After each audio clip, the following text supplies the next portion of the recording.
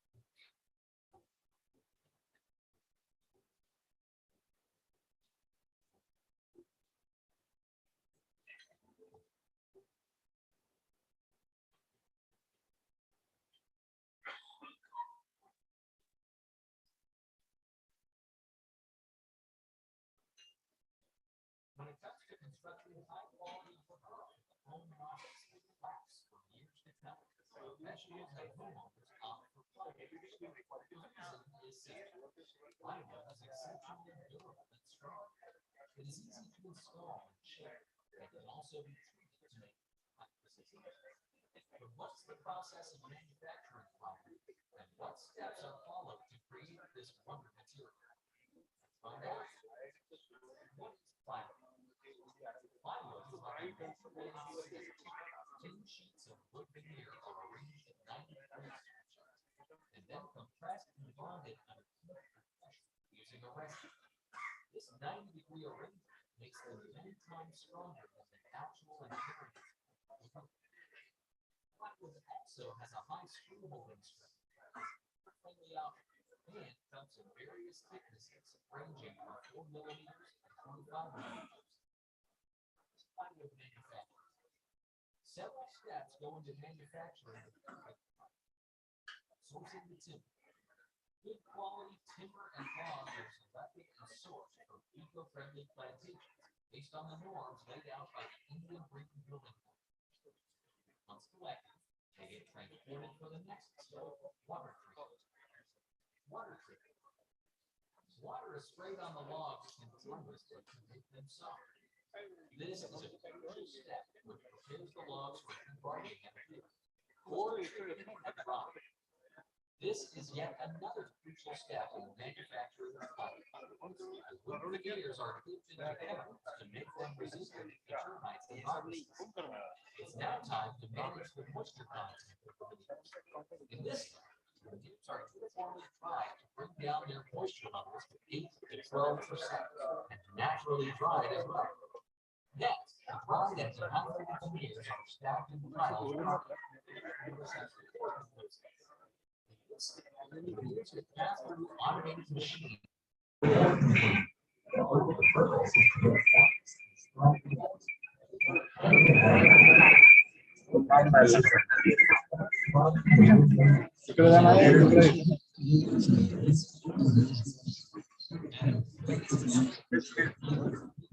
Hydraulic press and hot press. This step involves pressing the veneers under control, which are at pressure, using the cold hydraulic press. Next, we are passing the hot press for better adhesive bond. Now, the plywood boards are passed through trimming machines to cut and even out the rough edges and give them a more refined look. Next, calibration machines are used for pressing out and maintaining a steady thickness. Base veneer. At this stage, the boards are given a better surface with the help of face veneers that will fit to the boards. Once they pass through the cold and hot press once again, the edges are captured. The plywood is given a good polish and taken through the chemical living process. Quality checks.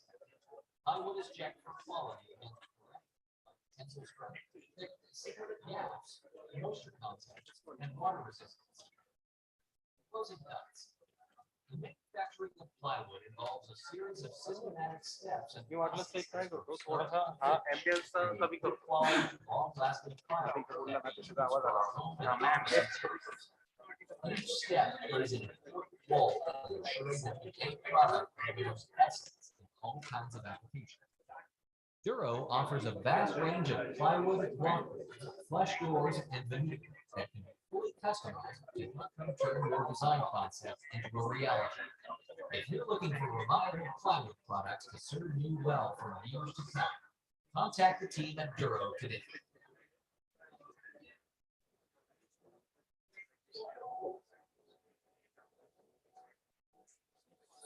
Hello.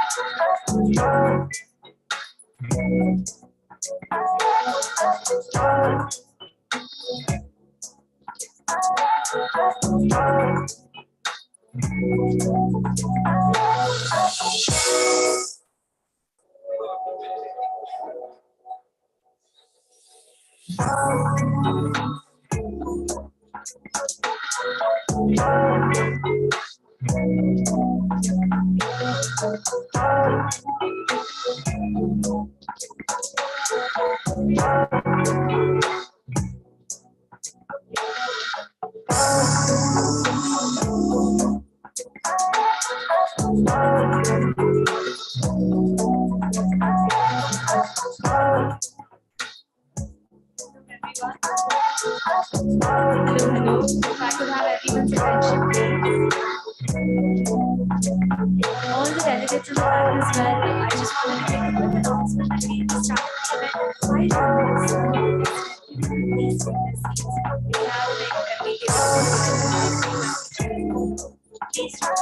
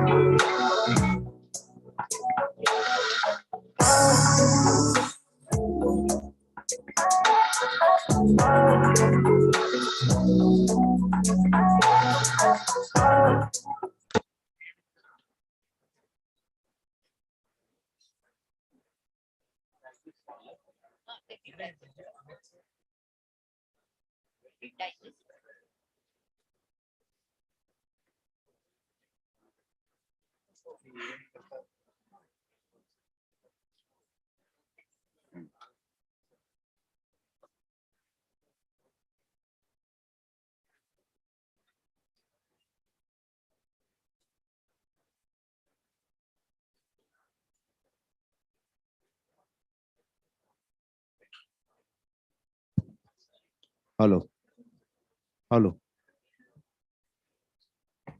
Check hello hello hello का camera रहती हो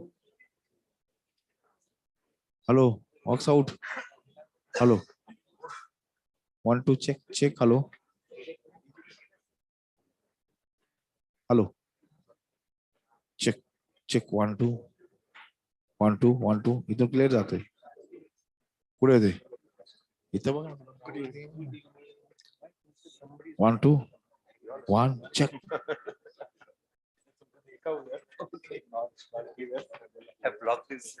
hello 1 2 1 2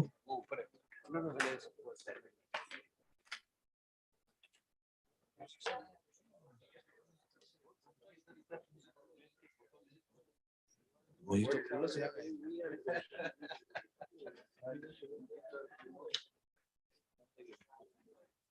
hello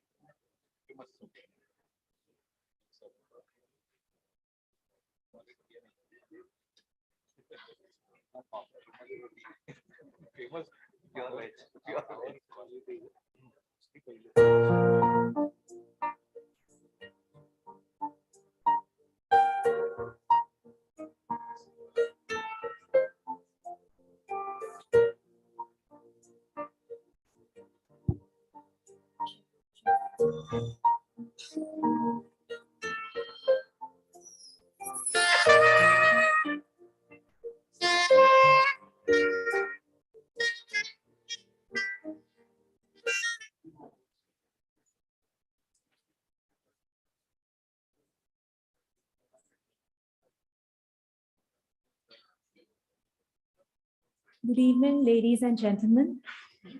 Welcome, everyone. And to all the people who are still standing at the back, I request that you grab your seats, and we're starting off the event right now. How lovely it is to see all these eager faces in the crowd, and a very, very warm welcome to you on behalf of Architect and Interiors India and ITP Media. Thank you for joining us today. I am Alicia. I'm the sub-editor at Architect and Interiors India, and I'll be your hostess for this evening. And let me start by telling you a little bit about Design Debate.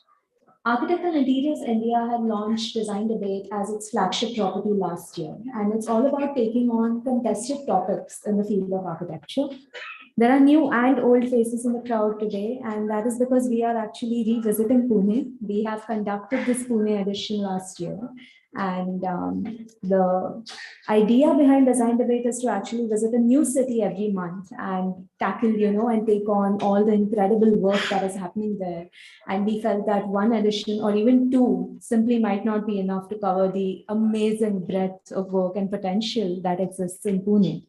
And so for our grand 10th edition of Design Debate, we have decided to keep things fresh instead by debuting a brand new theme, aesthetics versus economics. And the entire evening is going to be about aesthetics versus economics. So I won't talk your ear off anymore about the theme, but my humble request to everyone in the crowd is that we have a lot to celebrate today. We have a lot of celebrated names on the panel. We have some amazing speakers coming on board. So I really want all of you to be as loud as possible when it comes to applauding every single person who walks on the stage, so that we have a very, very fun evening. So welcome to an evening replete with knowledge sharing, and welcome to Signify Presents Architect and Interiors India Design Debate Pune edition. Please give a huge round of applause.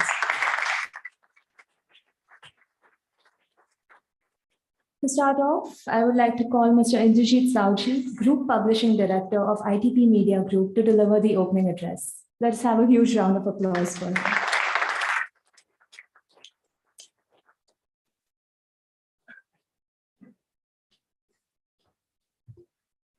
Thank you, Alicia. Good evening, ladies and gentlemen.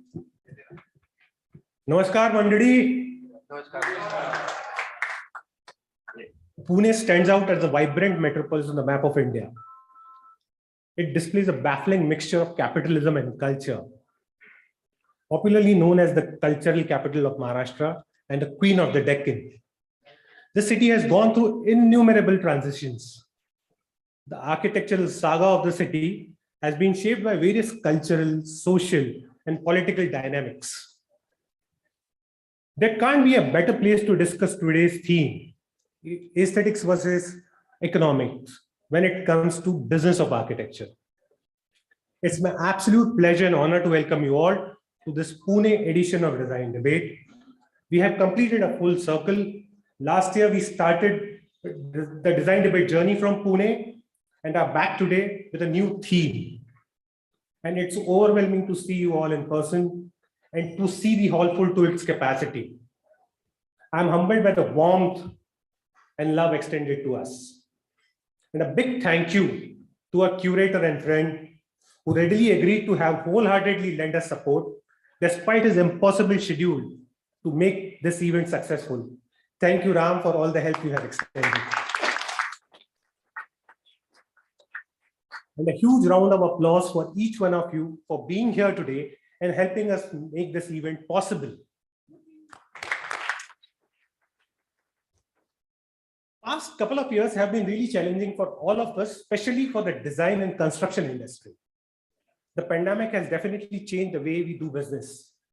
But before that, let me ask, do you really consider architecture as a business? Yes, no. Many of our designer friends are still hesitant to consider it as a business.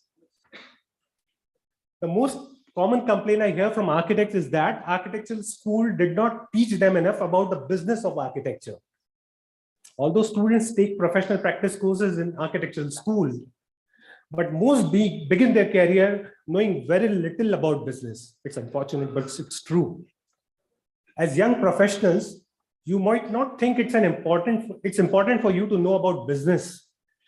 Besides, you are just a cat jockey or a BIM ninja or a design maverick. But I believe the better you understand the design fees for a project, the better you can manage your time, which in turn will increase the chances of the project being successful and profitable as well. This will definitely improve your chances of promotion and will help you to prepare for your future leadership role. You may broadly classify the business of architecture in two parts: your money or the firm's money you are working for, and the client's money. You must manage both efficiently to run a successful architectural firm. If you falter on one, the other will definitely follow. Today's design debate brings together the subject experts in the field who will touch upon the mentioned points and on the immediate and long-term challenges facing architects. We have very experienced people amongst us, Mr. Christopher, Sandeep ji, and like other speakers on the panel.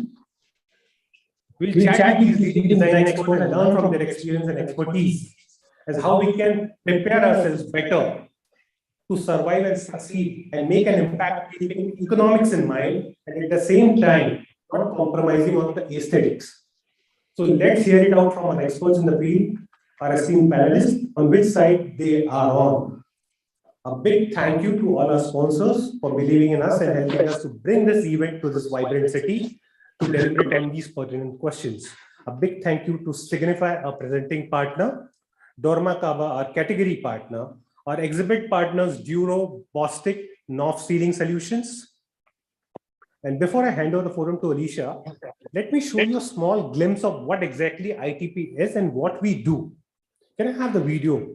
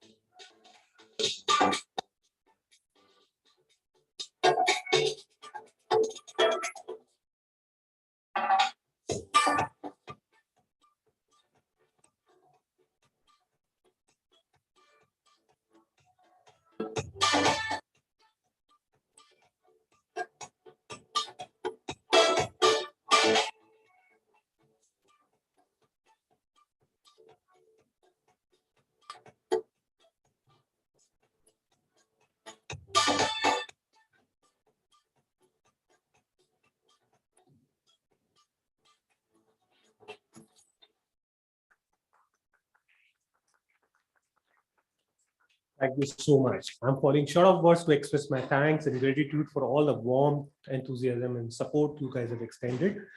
I apologize to people who we were not able to allow to attend the event in person because our hearts are big, but the hall capacity is limited.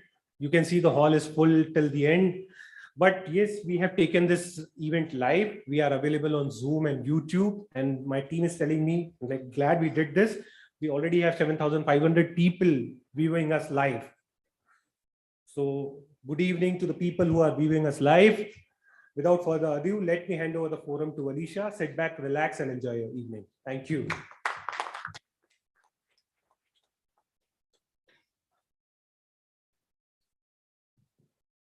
Thank you so much, Mr. Enterji, for that warm welcome. I would next like to call Mr. Soumit Bhaumik, Head Specification Sales and Lighting Applications, Signify Innovations India, to deliver the welcome address. Let us have a huge round of applause for him. Wow, nice to see the hall filled up. Good evening, everybody, distinguished panelists and distinguished guests. On behalf of Signify Innovations India Limited, we welcome you all in this grand evening where we are going to discuss a very interesting topic on design debate. I was wondering when I will reach Pune to attend this event because I was very, very excited to attend it.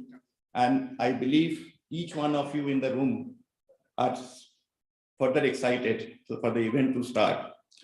A little bit about our organization. Signify Worldwide always believes to work very deeply and closely with designer community.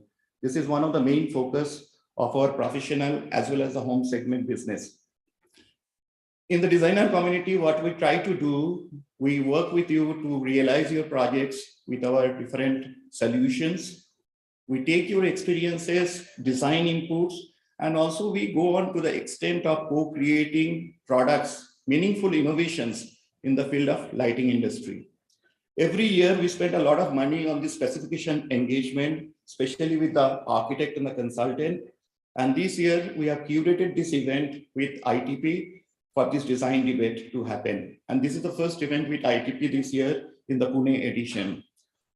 We have also a strong team based out of Pune, a team of 6 people with me here in the forum. And we have also put up a stall in the backside, which we can interact and see some of the products, innovative products, which we have launched recently.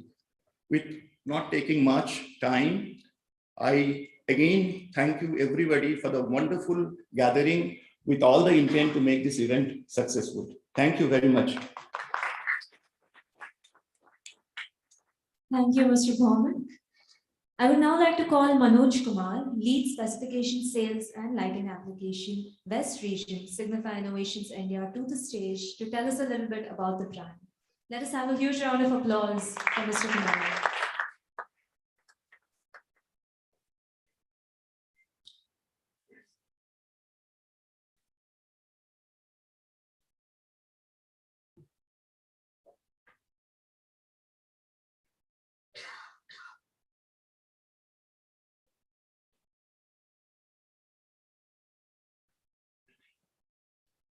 Can start with.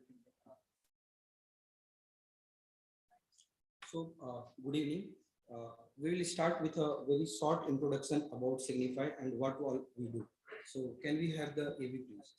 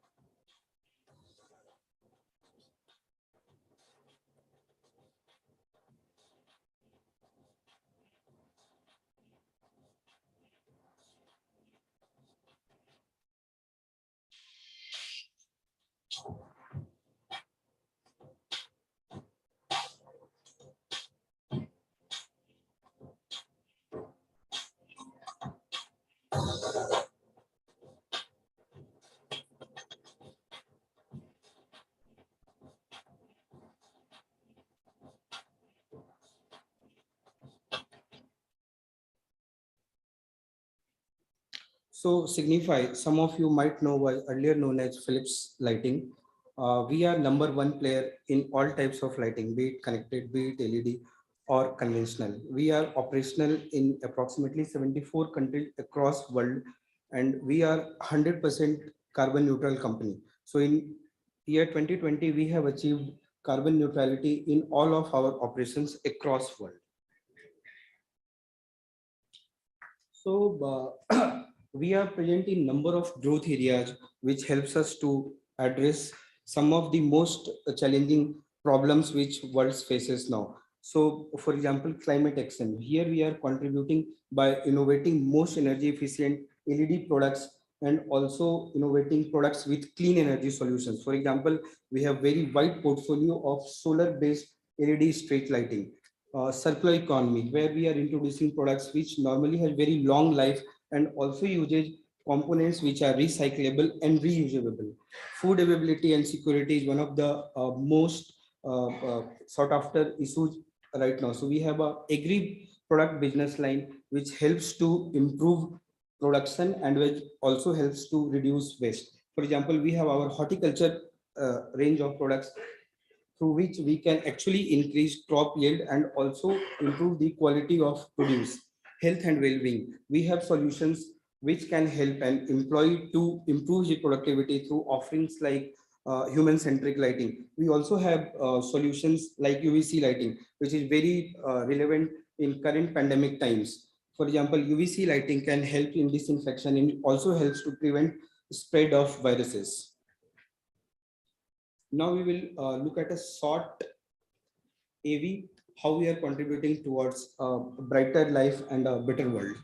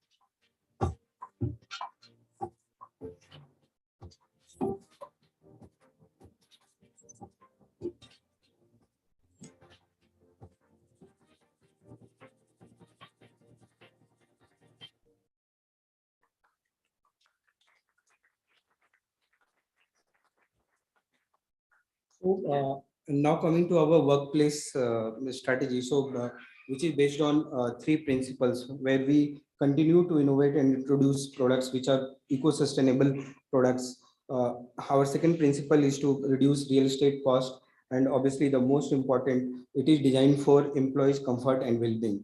So when you look at expense in a typical office setting, so most of the expense goes towards employees. So it becomes very important for an organization to invest in their employees so that employees employees are so that employees remains productive throughout the day. So amongst many factors, lighting is one of the key factors which affects the productivity of an employee. From survey, we have found out that if a person gets sufficient amount of daylight and if he works under right kind of artificial lighting, he normally gets more sleep and hence is more productive. Here we have some of the products which can help you to plan lighting for different applications. Some of these products we have also displayed in our booth and request you to have a look on that as well. We also have human-centric lighting in our portfolio, where through these lighting solutions, we try to mimic outdoor natural light into indoor office environment. So it has been found out that employees working under human-centric lighting are generally more productive and more healthy. So beyond office lighting, we also have solutions for all kind of applications, be it facade lighting, be it breakout zones, etc. We also have complete solution for in solar lighting. So starting from from solar street lighting to solar post stops to solar bollards, etc. So now the last, why to choose Signify? So we have global presence and we are present in India for more than 60 plus years, and we have built right infrastructure in India to address any pre-sales, post-sales activities. For example, we have an integrated lab in India. We also have global innovation centers in India. So we are also a one-stop shop for all kind of lighting requirement, be it simple supply of light fixture or be it a very complex IoT based kind of project. So we can do all for you. Thank you.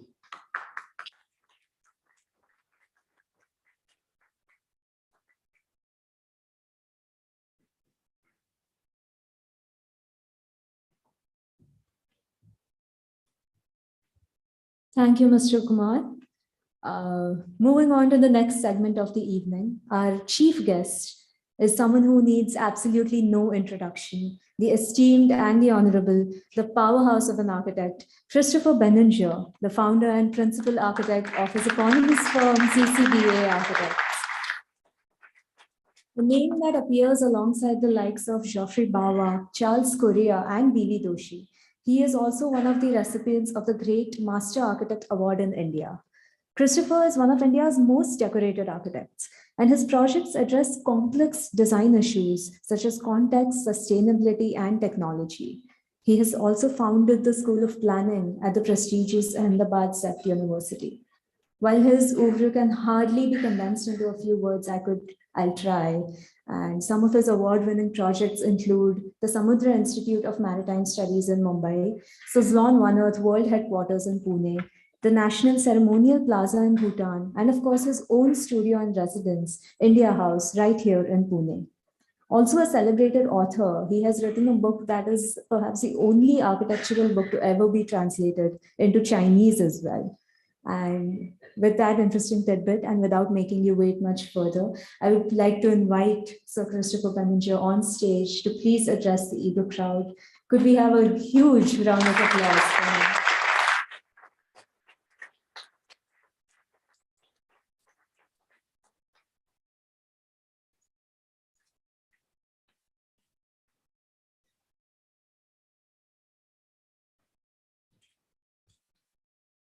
Well, thank you very much for inviting me here. From Indrajit, I could understand what IPT does. It seems mainly they throw parties and invite people to five-star hotels. No? So I think that's a wonderful thing. Indrajit, I would like to thank you for many times we've been your guests. Now, Anisha told me that I should talk for 2 hours, no? But I thought I should cut it down a little bit because other people want to speak. See, this whole issue of, I would call it business versus aesthetics. No? In my opinion, I've lived through 4 avatars in India. When I was a kid, it was the post-colonial period, and I was a dreamer. Most of us were only dreamers. There was very little construction going on, say from 1947 to 67. But then in 1967 to 87, India entered what would be called the socialist period. At that time, mainly institutions like the IIMs, like IITs, some of the big hydro projects, et cetera, were being built. And then we moved into the global period, 1987 through 2007. And then we moved into a kind of capitalist period from 2007 to 2027. I think these are very important because when in the socialist period, you could play an artist, no, who is designing an institute or some sort of fancy library, because they were public buildings mainly. And there were very few architects. I think when I came to India, there were only 9 schools of architecture. Today, nobody knows how many schools there are, but we know it's more than 400, no? So things have changed dramatically. There's much more competition now. And now we have much larger offices. No? When I started our practice with Mr. Ramprasad, I'm happy to see him here because I never could meet him unless I come to this conference, no? He's my managing director. So see, when I started, basically, at first, I practiced out of my house, and then we rented an apartment. That was in the socialist period. I worked out of my house. And then when we became in the global period, we rented an apartment. That's when Ramprasad came, and he wanted to boost up the practice from my house to an office. So we rented an apartment. And then when we got into the globalization, we built India House now. But now we have to face the capitalist period that we're in today. And in order to compete, we can't forget business now. So my personal avatar changed from artist. I wanted to be Frank Lloyd Wright. I wanted to be Le Corbusier. And then we got into the global period. I wanted to be piano, et cetera, with big offices. So today we do have projects in Africa. My partner from Mauritius is sitting here, and we have projects in China. We've done work in Bhutan and Sri Lanka like that. So we have become a kind of global office now. And our thinking has to be different. You can't run a large office without making money. You can't have aesthetics and design without paying people who work for you. And one of the problems of our field is our clients want to underpay, and it means we wind up underpaying our staff. So in the name of aesthetics, we should not underpay our staff by not being business field. So one of the big pushes in my office now is growth and profits and paying people better and having a bigger spread. So I think today's meeting is really important, and I think it's something we all have to think about. Because when we go business, we don't want to forget aesthetics, but if we go aesthetics, we may collapse as bankrupt people. So thank you very much for inviting me here. I did cut my talk very short because the 2 hours I thought would be a bit long. So thank you very much.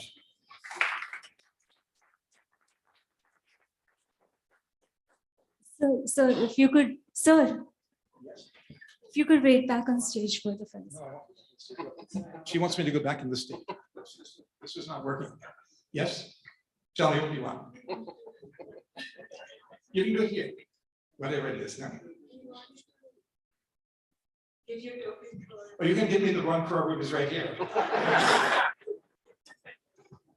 We can give it here. Tell me. Okay, what do you want to do? Oh, you can do it. I don't mind. Please go ahead.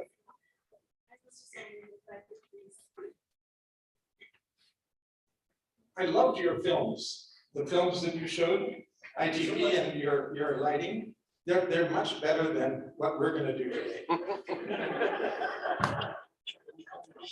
Okay.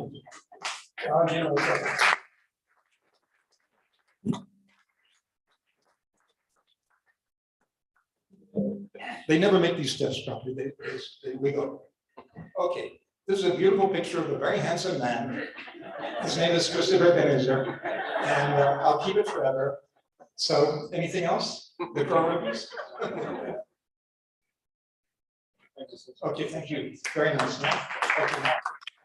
Okay.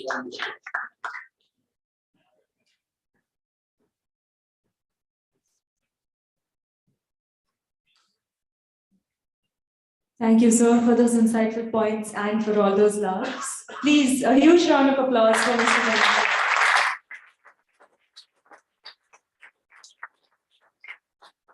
Let us now have a quick look at the Duro AV and better understand the brand.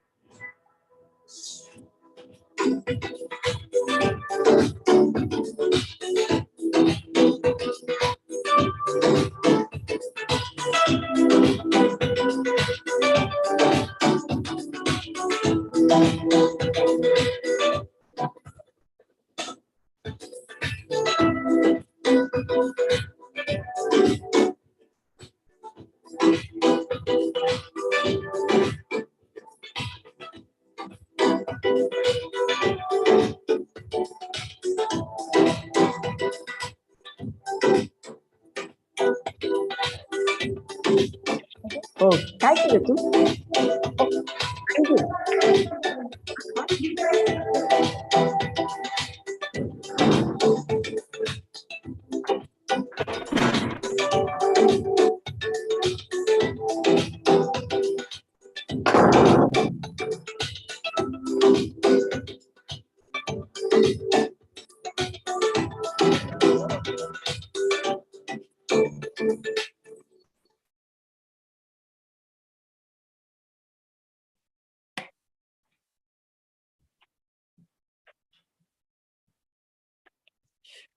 Moving on to the next felicitation of the evening is our esteemed guest of honor, architect Chandrasekhar Kanetkar, principal architect at his eponymous firm, Chandrasekhar Design Inc. CDI. Let's have a round of applause for Mr. Kanetkar as well. Having worked with Charles Correa before, architect Kanetkar notably did not ape the master architects, but developed a distinct design style of his own. With more than 5 decades of an astoundingly successful practice, his body of work spans across multiple typologies and scales. He's also actively involved in architectural events and panels, and he has been recognized time and again for his contributions to the field. So without further ado, please give architect Kanetkar a huge round of applause.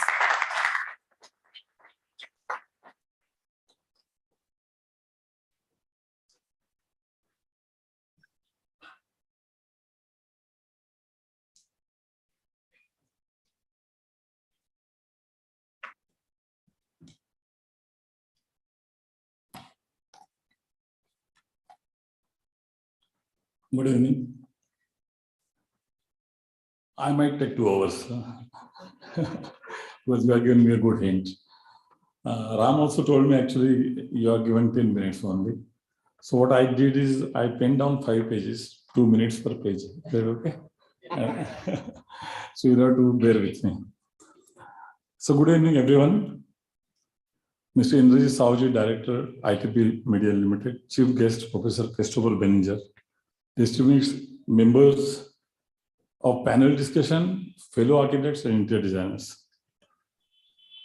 I would like to take this opportunity to thank Mr. Indrajit Saoji, ITP Limited, and Mr. Ram Prasad Akiseti for asking me to share dais with Professor Christopher Benninger. I consider this as a great honor for a person of my humble standing.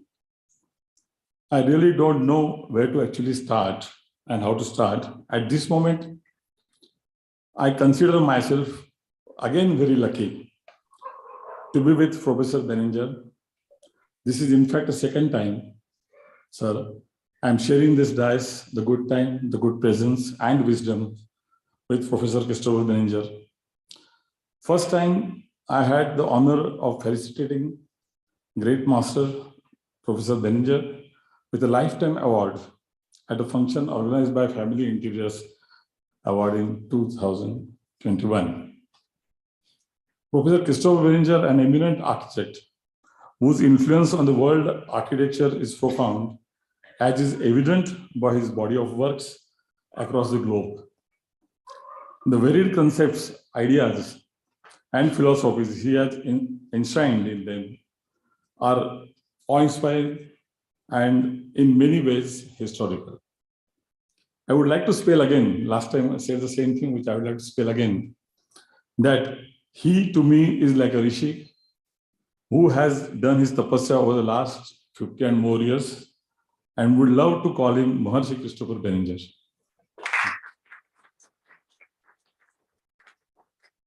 Today, on this August occasion, I would restrain myself talking about my works and my projects and so-called achievements and failures.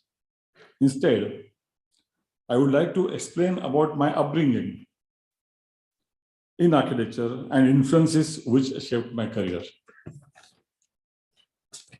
2 minutes over. I was born in the early days of independence in the vibrant city of Baroda.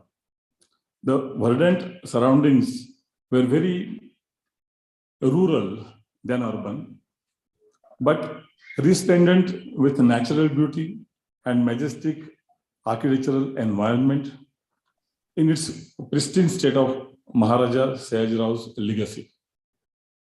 In those early days, I enjoyed both the natural beauty and the magnificent classical architectural styles of different eras patronized by dynasty that ruled Baroda with undeniable Indian and British influence in its colonial ways. In the later adolescent age, I entered the portals of the great MS University of Baroda and was awed by its institutional buildings following the classical Indian ethnic styles with an amalgam of British colonial architecture. And that was a major influence factor at that time.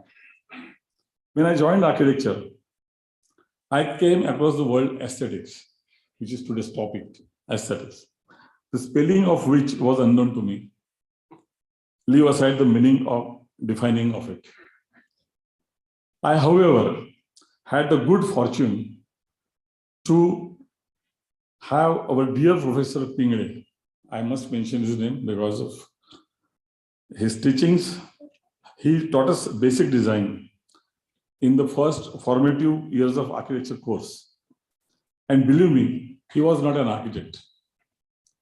He was an artist of repute. I remember, I think his paintings are still there in Moscow Museum. But very keen interest in architecture, who had read, understood, and followed all master architects' philosophies and their works. He was a fantastic teacher, but very difficult, and had a capacity to make students' life completely miserable. while injecting a knowledge in them. I am a byproduct of these miseries. Until this day, and surely whole of my life, I will remember Professor Pinger's words of wisdom. He had said that you have to know what is good and what is bad, which ultimately leads to a good test and a bad test. That is all that matters in shaping of things. That is the starting point and basic capital for the manifestation and abstraction of any form of art, writing or performing arts, or any day-to-day activity you indulge in.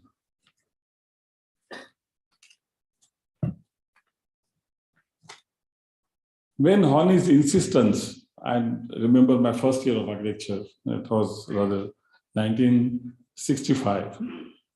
On his insistence, I showed my school drawings portfolio.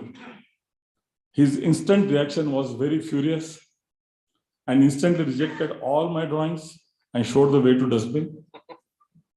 Humiliated me for the kind of drawings which all these years my family, neighbors, and friends were proud of. I was introduced by him to a book called Art in Everyday Life. Probably you all must be knowing about that book, which I must mention. This book was written by Mrs. Goldstein. And that was truly, again, a turning point in an architectural student. First, most important thing is to know and understand the elements of design. And this book taught all the elements of design which an architect should learn in his formative years. This most difficult, the most important, when you come from vernacular medium and you join a very difficult line of architecture, the most important is what is space and what is proportion. These two difficult things.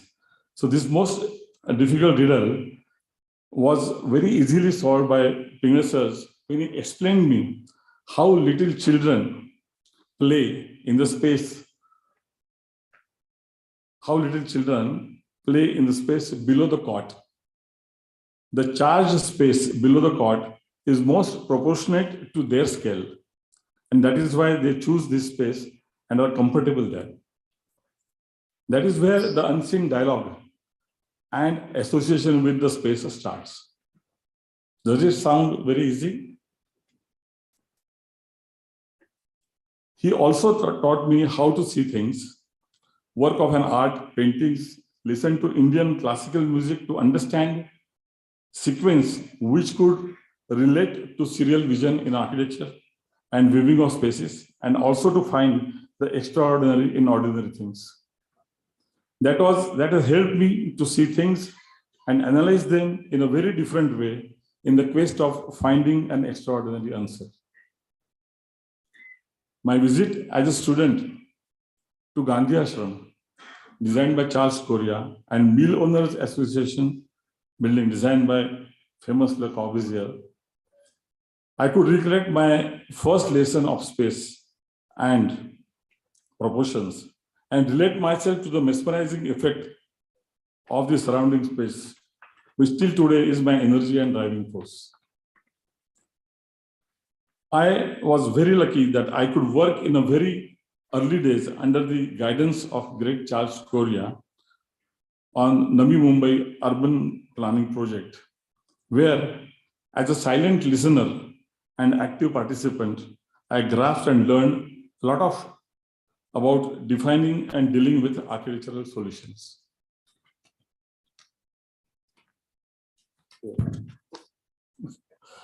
Today's topic of debate, aesthetics versus economics. I wouldn't like to touch this subject in detail. I'm sure our learned panelists will elaborate upon all the facets of this subject, and we all are looking forward to that. But there today, I would like to brush upon the topic in a wider sense. Le Corbusier said, architecture is the learned game, correct and magnificent of forms, assembled in the light. A renowned French philosopher that he was stated the urban environment is a result of current economic circumstances. a space does not simply exist. The space is subject to constant redefinition caused by continuous market conditions. Over the course of last few decades, the perception of architecture has observed a distinct transformation. Architecture is not only the reflection of the creative process of designing a building, but it has become a functional tool for understanding and enhancing the economic potential of the space. Trying to keep up with the ever-growing population in the fast-paced world of architecture has turned into something much more than just a practice of aesthetically driven functional forms and building engineering. To me, well-designed form of construction affects the economic potential of the land directly or indirectly, and creative architectural solution with high aesthetic values is an important driver of economic growth. Being an integral part of the economic development of an area, architecture can be an important instrument for facilitating the economic growth and prosperity of a region. Good aesthetics in architecture affects and contributes to the quality of life and almost every aspect of an individual, that is office space to work, residential space to live, recreational and open spaces to rejuvenate, and escape for the vagaries of life. From an economic point of view, a well-designed space becomes a crucial element in the marketing game when it is treated as a commodity of demand and supply. In a concluding statement, I would say architecture should not just be pursued from an aesthetic point of view, but should be considered as an inherent instrument of country's economic growth potential, social changes, and technological progress. All said and done, however well you design and create a form with highest aesthetic values and sincere efforts to give justice to your client's program, assuring huge economic success, there is one hidden sadistic factor ready to attack you once your intellectual and laborious design exercise is over. Do you know which is this hidden factor? Which is this hidden enemy? Is it a Vastu? Well, there is yet one more topic for debate, but not now, maybe next year. Thank you. Thank you so much, sir. If you could please wait back on stage. Where? On stage. If I could call Mr. Soman and Mr. Sauji again on stage for the felicitation. Let's give them a huge round of applause.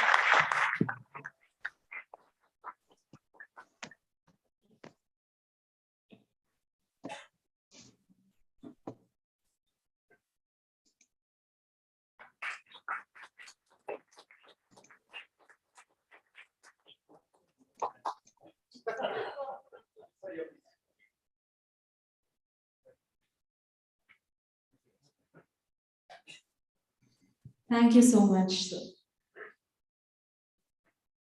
Let us now have a look at what the brand Domakava is all about. And for that, I would like to call Mr. Sudhir Gurao, Manager, Architectural Specifications, Domakava, on stage. Let us have a round of applause. Thank you. Good evening, all. Good evening, ladies and gentlemen. A very warm welcome to Design Debut Pune on behalf of Domakava India. I am representing here from the Domakava for Pune edition, and I'm just going to present you what is about Domakava, what Domakava offers you. With the presentation, a small presentation, just as said, we have 10 minutes only. So let's start. Doma and Kaba were different company earlier. Now it's Domakava from 2015. So we called as an access solution company, not only the hardware company now. So let's go together. Let's go ahead with one small video, which will give you what exactly we are providing to the humans as social beings. We create buildings and cities, places where individuals come together and build communities. These are places to connect, stay, and love. Places to care for the generations that came before us while welcoming the next. Places to let our children grow and learn. To experience amazing moments, to step into new adventures. We are where our communities come together, from places across town or across the world. Places that matter most to all of us. We provide safety, security, and sustainability to these places for people to move seamlessly and shape their lives. This is what our societies require.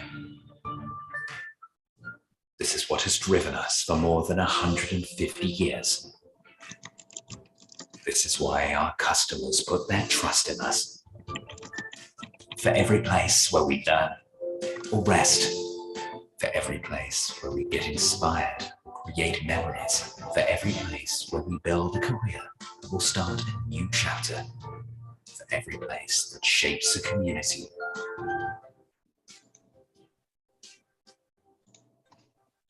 For every place that matters.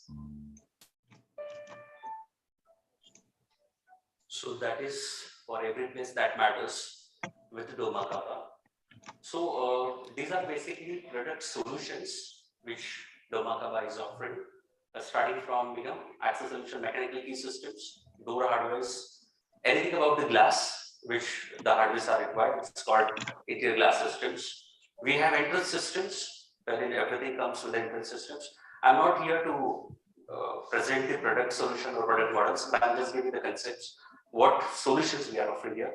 We have separate logic systems, safe locks, electronic access and data, a simpler version which we call access solutions, and services, a different vertical, not only to provide the products, but what happens after execution of the products at the site. So that is from the services to upgrade and of course to maintain the products which is installed up to the product life cycle.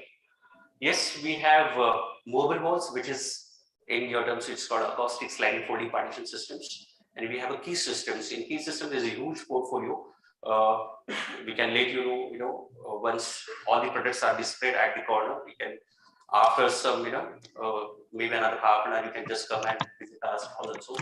So I'm here to present you barrier-free solutions. So this is a new concept, you can say, which is coming into the picture now. So please, this is a duty upon us, okay, that anybody who is entering to the door and is actually closing or opening the door, the accessing of the door should be barrier free. So that is what I'm just giving you the general view. So this is again a small video, but I would like to go through this video so that you'll understand what is a barrier free. And then we can talk about barrier-free access solutions from Dormakaba. A barrier-free world for everyone. Coping with everyday life isn't always easy, especially if barriers are placed in our way. And we mean that literally. Many people experience that almost on a daily basis. For children, seniors, or people with physical limitations, doors are often the enemy. Getting through them often requires a lot of time, energy, and effort. Barrier-free design is essential for a person's independence and freedom, and now also legally required. With our products and solutions, we want to create an environment that is friendly, livable, and accessible for everyone. Whether in public buildings or a hospital, in hotels,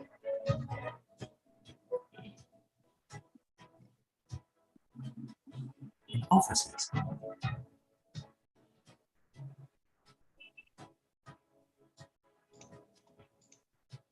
or within your own four walls.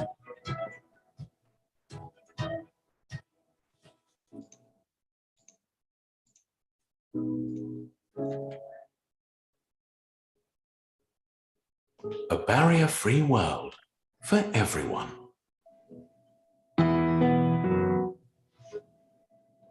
So as video shows, a barrier-free world for everyone.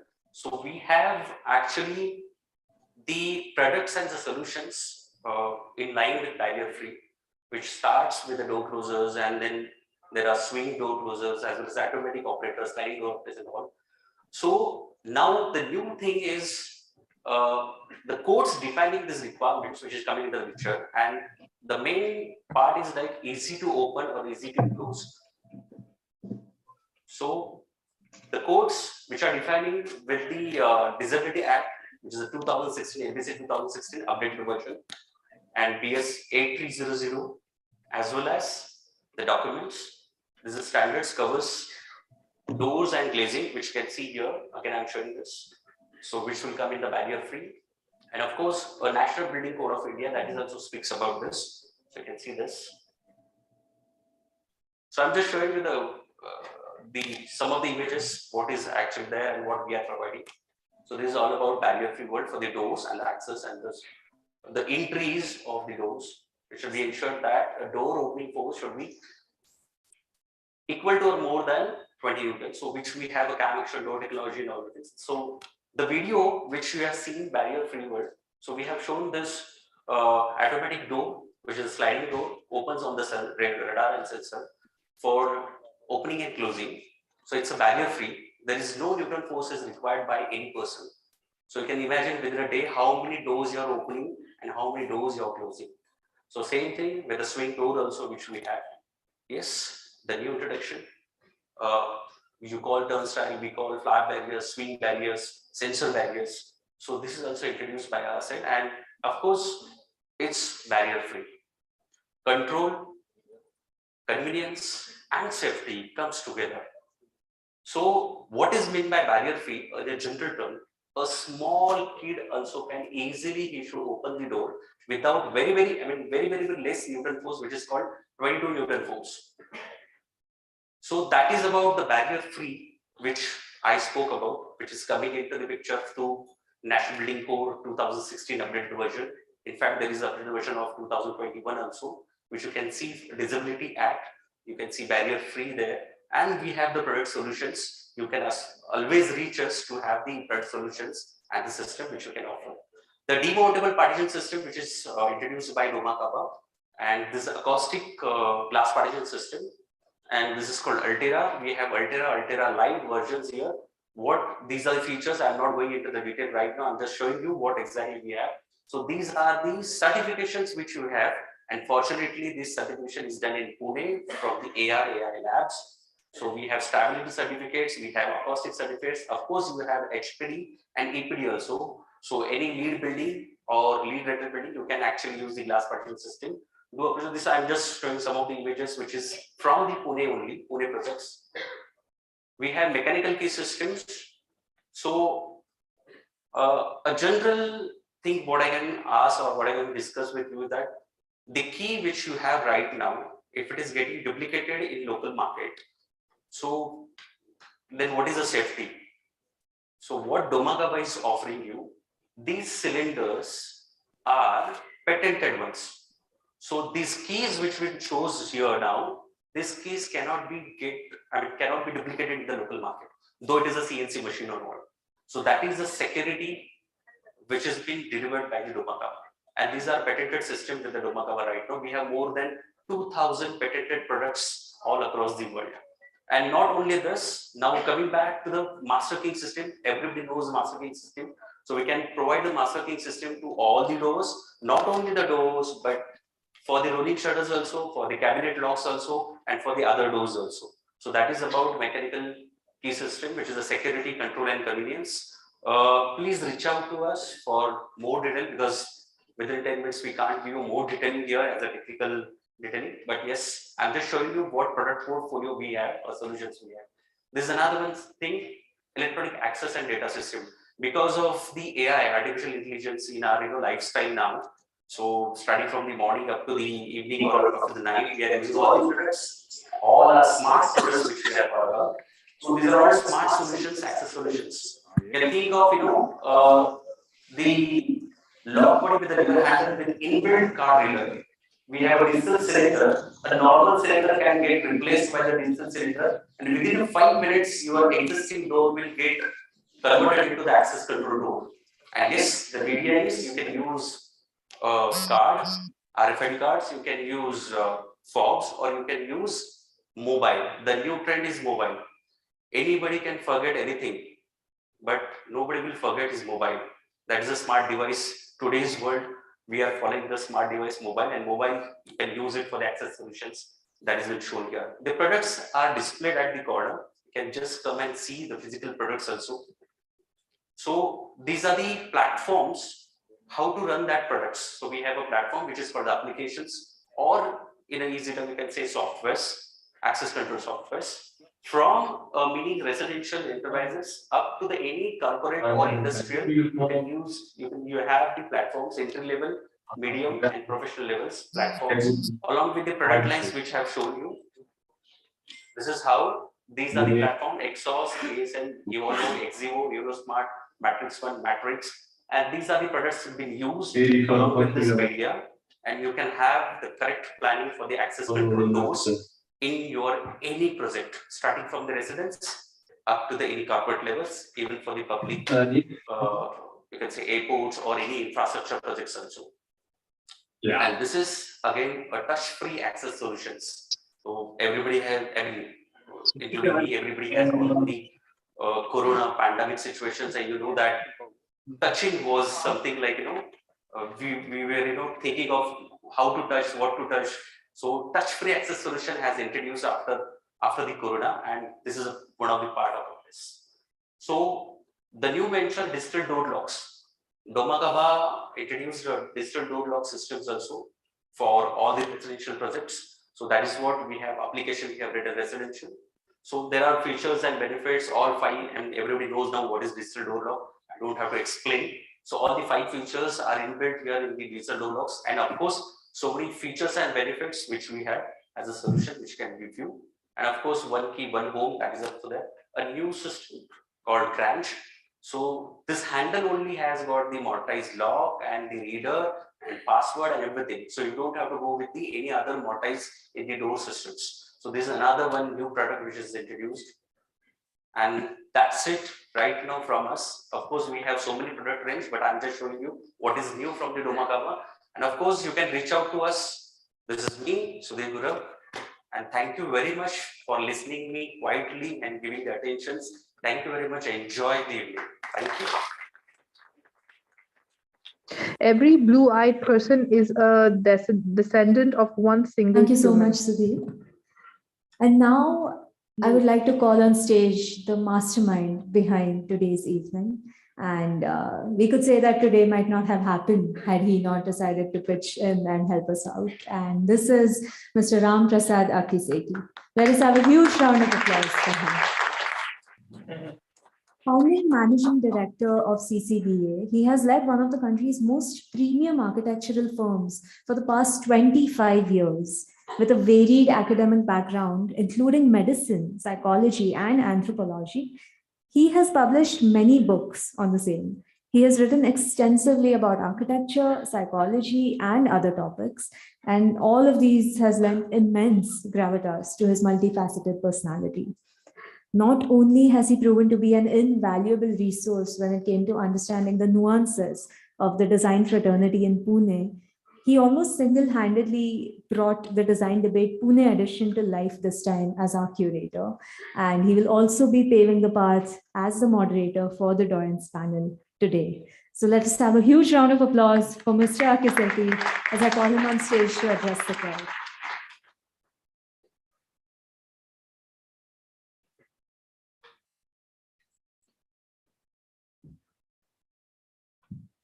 Good evening. Ladies and gentlemen, I'm honored to be in front of you today presenting this. I'm made to believe that I'm the curator. In fact, it was hardly an effort that I took to put this panel together. If I can remember, I think the whole panel of 10 people, I could spend not more than an hour. It's just I just rang, and to my great surprise, they all agreed. And it was very easy. So I don't think that there was any real curation happened. I think friends came together. They all wanted to share something which we all believe in. I think we'll listen to them. All of us are concerned about what is the balance that we strike between aesthetics and economics. Very nice topic, in fact. I must congratulate Architect and Interiors India for coming out with this topic. Now, the couple of clarifications.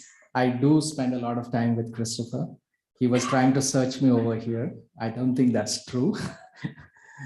I think what I really liked today, to my great surprise, is that we could almost start the evening on time.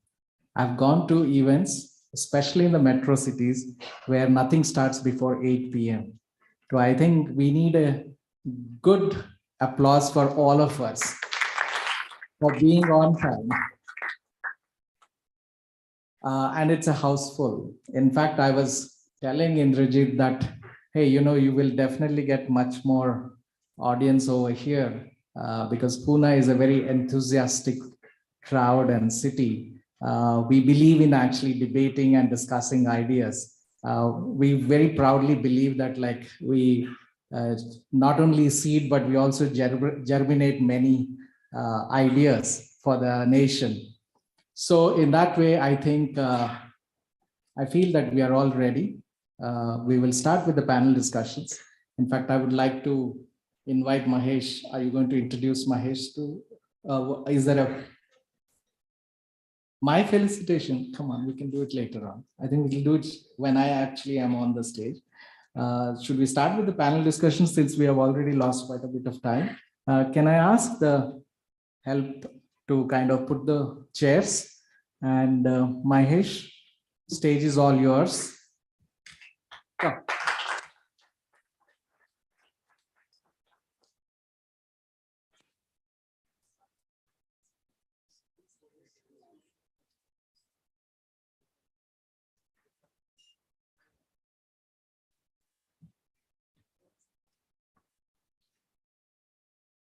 An introduction to our moderator for the next gen panel,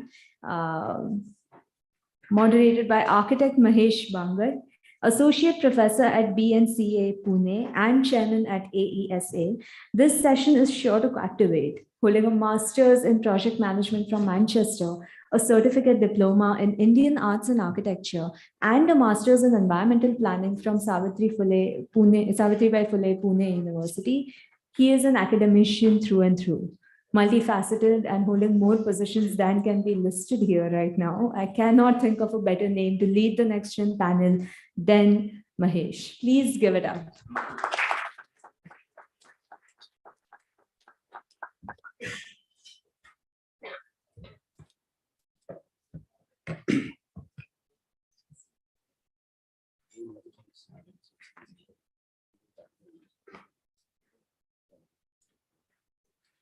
Hi, everyone. Good evening. Thank you, Alicia. It's a pleasure looking at a full house here. And most importantly, until they arrange the stage, I'll do all the thank yous and welcomes right away so that we don't waste time later on. So hello, everyone. I'm happy to take the stage here at this evening as we start the most awaited segments of the evening. We have two very interestingly curated panel discussions, one for the next gen and the Dians as well. Though we were debating amongst ourselves who's really the next gen or who's supposed to be on the other side, or is the age the factor, is the experience the factor, or is the outlook the factor? But this evening, the debate remains between aesthetics and economics. I'm Mahesh Bangar. Welcome all of you on behalf of the organizers, and would like to take this opportunity to thank the team of Architect and Interiors India, and especially Mr. Ram Prasad, the curator of this debate even today, to have considered me worthy of this role of being a moderator for panel discussion. Before we begin, let's have a round of applause for the organizers here for setting up this wonderful show. And the topic today, though, looks very specific at one aspect of the construction industry, which yesterday Mr. Ram Prasad was addressing a crowd in ASTEC event, another event in the city. He said, we're looking at a construction industry which is occupying almost 50% of the economics of the country in one way or the other. And then when we are looking at 50% of the economics being governed by industry like construction industry, obviously a debate is going to be in place. Of course, there's a direct impact on design. And before I introduce myself or as the moderator, I would like to start this panel discussion with a round of introductions for my fellow panelists here. And as I introduce them, I'll request them to take stage accordingly in that order. It will be, we'll be happy to have you here immediately once you're introduced. So our first panelist on the dais today is Mr. Akshay Modak, architect Akshay Modak, graduated from MMCA Pune in 2004, has worked with Christopher and also worked with Ijaz Hakim and worked on large-scale institutional projects and also on interiors and hospitality in restaurants, interior as well. He has currently been working in India, UAE and East Africa, currently looks at modular constructions, light steel gauge construction as well. So welcome, Akshay. I'll appreciate a round of applause after each of the introductions. So everybody is stepped up to contribute. The second person on the panel is Amay Shah. Amay is pursued his bachelor's from Pune. A fresh perspective to looking at providing design services and making them accessible to and affordable to masses through innovation and technology. Amay has been working with his father, who runs a company called as Delta Architects. Delta is founded by Mr. Rajiv Shah, and Amay joined it 8 years ago. He loves traveling and photography and looks at architecture at the grassroots level. He's pursued his master's from Glasgow School of Art. Welcome, Amay. The third person on the panel, I'm going to have both the ladies in the center of the discussion. So Gargi Kulkarni Perwani, I'll welcome Gargi here, co-founder and principal architect at Studio GSP, a fanatic traveler, movie buff, and an art lover who has worked with top production houses in Mumbai, like the likes of Yash Raj Films, Dhamma Production, Phantom Films, etc. And it has molded a perspective towards not just look at design as one product, but look at the visual and emotional narratives of it as well. She believes with her partner at the studio, she believes that creating architecture that is more of timelessness and retains a character of its own and induce character, happiness and peace in the lives of its users. Welcome, Gargi.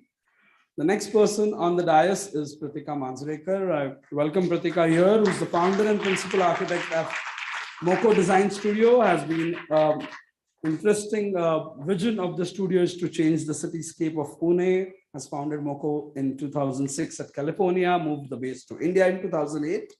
For the last 15 years, has been working over design spaces of over 15 million square feet, and her work stands for design and technical excellence. She believes that architecture has the power to solve problems. It's a tool that can create, or it's a medium that can create and change and create an impact in the city. Welcome, Pratika. Next on the panel is Shitesh Agarwal. Architect Shitesh Agarwal has a 22 years old practice, has been working in the likes of multi-family dwellings, townships to urban planning, corporate commercial architecture, metro stations, and also public domain projects. The office is called Sankalpa Designers and has been an award-winning practice. Just recently won an ASA award for group housing, which I took the pleasure of announcing just a month ago. So welcome, Shitesh. And last but not the least, we obviously had this gentleman come up to the stage twice, not just for his post that he holds, but also for the experience. Shaumin Bhaumik, the head of specification sales and lighting applications India. With a bachelor's in electrical engineering and specialization in lighting, has been working with Signify Philips Lighting for 24 years. And he's worked right from large outdoor projects of street lighting to sports lighting as well. He's a member of the Indian Society of Lighting Engineers and a member of the technical committee of the Indian National Lighting Code, and also the committee member of ELCOMA and BIS. Welcome all the panelists here. Round of applause, guys, for all of them. All right. I initially, when we were curating how we are going to go about this panel discussion, I thought I'll play a devil's advocate and I'll take one side. I'll be at the aesthetic side and ask them to talk about the economics. But then my lesser experience about doing this didn't prevail, and more experience. Ram Prasad told me that look at it, don't take any sides. यहाँ पे झगड़ा नहीं चाहिए stage पे. So we will keep it simple. But the aesthetic value versus utility value versus the economic value has been an ongoing debate, and for a long time now. And I'm not sure if we are going to be putting an end to the debate today. But we'll try and generate a dialogue with perspectives of different backgrounds that each one of them hold. And maybe not take a side, but try and add some value in terms of perspective and look at projects. So let us start this evening by shooting out a common question to all of you, and I would appreciate we take answers in the same sequence as you are sitting here. All of you have established practices relatively young, I would say. When you came into the profession, I'm sure you had a thought of course, everybody has a thought of changing the world and making a mark. And then there comes the aspects of, okay, fees, then money, and then thereby the economics of things. And then suddenly the client chooses to not pay you also. So then economics go dwindle. How did you balance this during your beginning years of practice? That is my A part of the question. Secondly, there has been a shift in paying attention to either the aesthetics or to the economics, given that we all run offices, we all have practices, and we have to give salaries. I remember just a while ago, Christopher mentioned that aesthetics is one part, but paying equally to our people also is so very important. So in this competitive world of running a business, where 500 odd schools, he mentioned that as well, are graduating more and more architects and adding to the industry and the field. What is your individual take? How do you pay attention to balancing the aesthetics, the economics of your own office running practice, the economics of the projects, and still trying to make a living out of it? So both parts of my question. How was it at the beginning of the practice, and now how do you do it? So Akshay, yeah. Thank you, Mahesh. I would like to start the evening by saying a big round thanks to Ram for inviting me over. This particular debate is, I think, very important right now. And as my introduction to architecture started very much from Christopher's office, I think my initial education was very clear. From the professor, there was a very clear understanding that, if it looks good, whatever you draw, whatever the aesthetics, if it is on point, then it's worth buildable. If it's not looking good, then please don't go ahead and build it.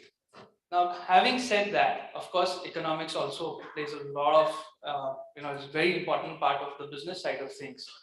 So as I started my practice, we were lucky that we got to do a few very large projects right at the beginning.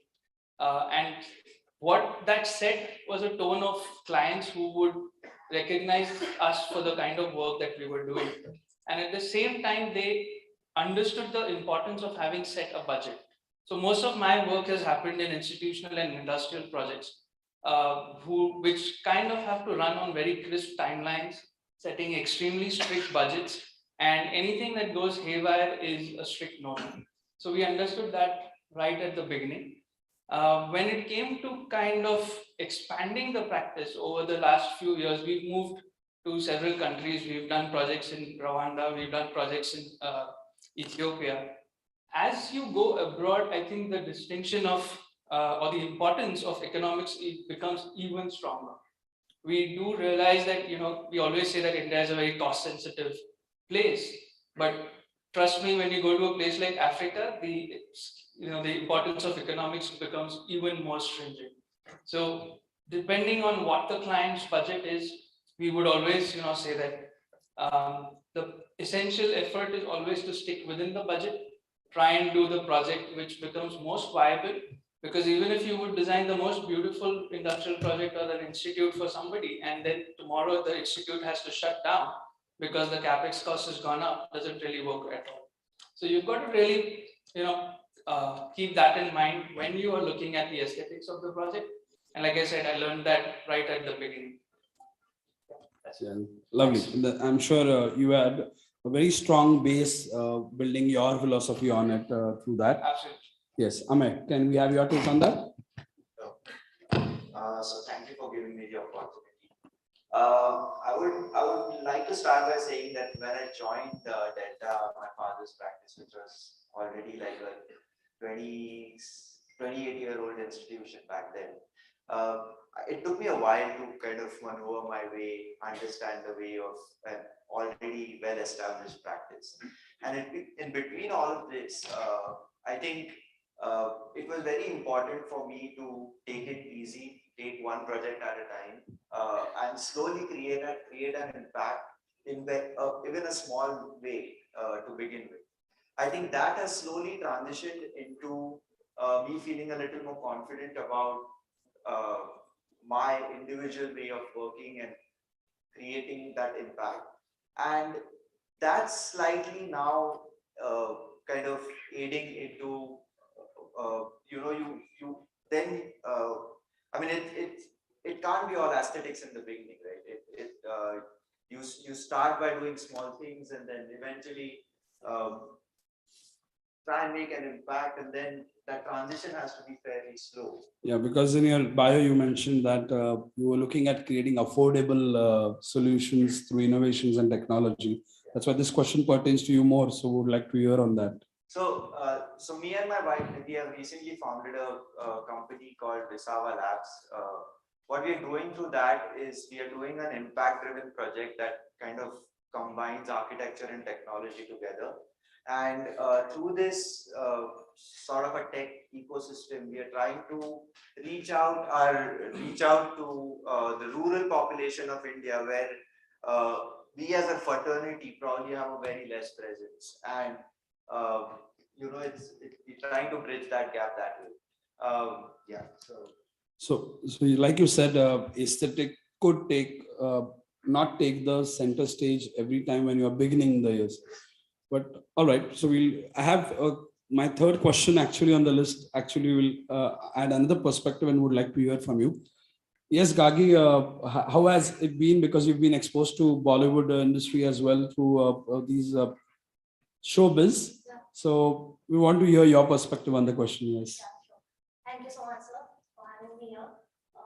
As a young professional, I was working on sets of ads and movies. And trust me, even they have budget constraints.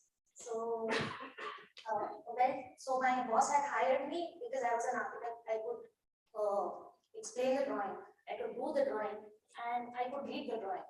So I started doing some good amount of drawings for good product design.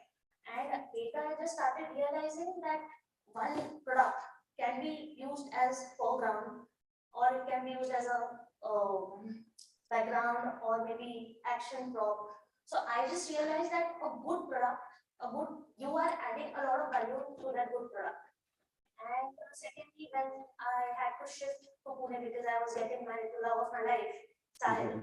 So I had to shift my base to Pune, and then we started, at least I started this practice of going, meeting people, introducing myself. So they're guilty. Yes, I did give a few free advice and few free layouts because they had promised me that they'll come back. So which clearly did not happen. But no, but then very clearly that we have surpassed that stage. And thanks to our dear clients and our good staff which we have started producing good projects, and magazines are also publishing our work. So our confidence is also quite high up there right now. So yeah, we are ready to take up things, but we have learned one thing that Yeah, go ahead. Yeah. We want to know how has the cost or aesthetic affected that taking on projects? As Professor Benjamin just mentioned, that we have started working at our own house, our own library, and now very recently we have just we are going to shift to a new office, which obviously called everyone. So on that basis, God is very kind to us. We are stable enough. We could pay our people, and right now we can at least draw one person's salary, which is either Sahil or either me, just one chance by chance. Yeah. So, yeah, and we always, we have learned that we have to under promise and over deliver. Always. Yeah. Very important. Yeah. Right. Lovely. Pritika? Mahesh, on the onset, I would like to say that I wear two hats, one of an entrepreneur and one of a designer. Right, the entrepreneur in me does lean into a lot of the time that I spend in the US, because that's where I know the value of processes, the value of maintaining a balance between how much I'm putting my time, my team is putting their time, versus what's the kind of deliverable I'm giving the time. Right, so right on the onset, we get a project, I divide that into deliverables. Given annual targets, quarterly targets, weekly targets, we have a system that then converts that into literally daily to-do lists for the team members. We use our rituals that are very dear to us, whether it's the morning 9 AM calls or the weekly review meetings, to stay on top of these targets. It's inaudible at the end, that's why they got your hand in here. Yeah, maybe you're able to hear at the back? All right, lovely. Yes. No, it's on, I suppose, just, please. So, like I was saying, we lean into our rituals to stay on top of these targets that we've set for ourselves. I like to call this method that is taken years of trial and error as the MOPO method. And once that method was set, we became that kind of a process-driven organization. The shift happened. And that shift was then to give the designer and me a lot more room, a lot more space. Space to expand on the design, taking the design from good to great, right? And the entrepreneurial shift at that time was to invest in non-billable hours, because at that time they were non-billable hours to take it from good to great. It's only after we were able to show the value addition in the project that the client was also able to see, that we were then able to ask or demand value for that value addition. And so the balance happened between aesthetics and economics. Right. But did that balance also have to be explained to the client? Because for them, aesthetics would have made more importance, or for them, cost would not have mattered. Did you have to convince somebody that for the aesthetics, let's compromise the cost, or for the cost, let's compromise the aesthetics? No, I think the client always wants good design. That's the standard. They want the cost that they wanted. The architect or the designer only wants to take it to the good to great. That's what I call the expansion of business. That connection happened when the client saw the value add. When they could sell it to their client, they came back to me and say, this works. Let's do it. Right, right. Right. So yeah, I just want to add about the competition that you mentioned. I've always looked at all of our peers as our collaborators. Right. That helps. Yeah. We'll come back to that important word collaboration later on. Shitesh, your take on this? Yeah. Thanks ITP for having me here. Mahesh, I would like to talk more about the office economics. There are many young guys I see here. Very important. See, what I feel is architecture practice is it's very much like planting an orange tree or a mango tree. So when you plant a sapling, it takes a lot of time to grow. So if you know, orange tree takes almost 5 years to grow. And once it grows, then you actually enjoy the fruits. And then you nurture, you take care of the tree, and it will keep giving you fruits for many years to come. So our practice is something like that, where it starts on a very, I would say, on a very small level. And then with a lot of patience, with a lot of hard work, you grow the practice and you reach to a level. You always have to, and perseverance is something which is very, very important in our architectural practice. I still remember my days where when I started my office, I had only 2 people working with me. So when we used to have clients visiting our office, I used to call my friends to come and sit in my office so that it becomes more presentable. Now we are a team of almost 100 people. I'll tell you the beauty of our profession is that you do one outstanding project and you will have lots of projects coming to you. So I mean that is really surprising. I'm seeing so many young practices coming up. They just do few outstanding projects and they make room for themselves. So I distinctly think that you take care of the aesthetics and your economics is taken care of automatically. Right, right. So you believe that the office sustains if you start making aesthetically outstanding projects. But I really hope that each one of us sitting here gets such clients who are really, really interested in putting in that sort of money for a wonderfully looking project that actually gets you the attention. Obviously, we have a non-designer person, but a person who has already worked with the design field so much because Philips has always looked at innovation. My question to you is slightly different on the same grounds. Philips has been innovating over the years, and now in the lighting industry, was cost the factor ever while making of the product or generating a product or launching the product, or was aesthetic value of those products more important? Over your experience of 24 years, has it changed? Has it evolved? Yeah, I will come to the question a little. Let's set the context right. For us as a leader, everyday discussion. I think that it is the two faces of the same coin. And being in the lighting industry, I will not say it is unfortunate, but it is more challenging.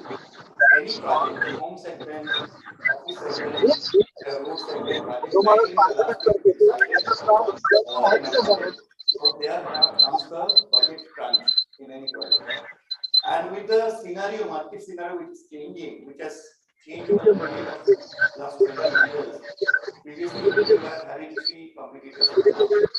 Now we are having 30, more than 30 competitors in the market, which is really very high. So it becomes more challenging. Now, what we have seen, the question what you have asked is that what we have seen the market different segments. तुझे mobile वर बघ ना the pyramid, ऐकू नाही येते NEET.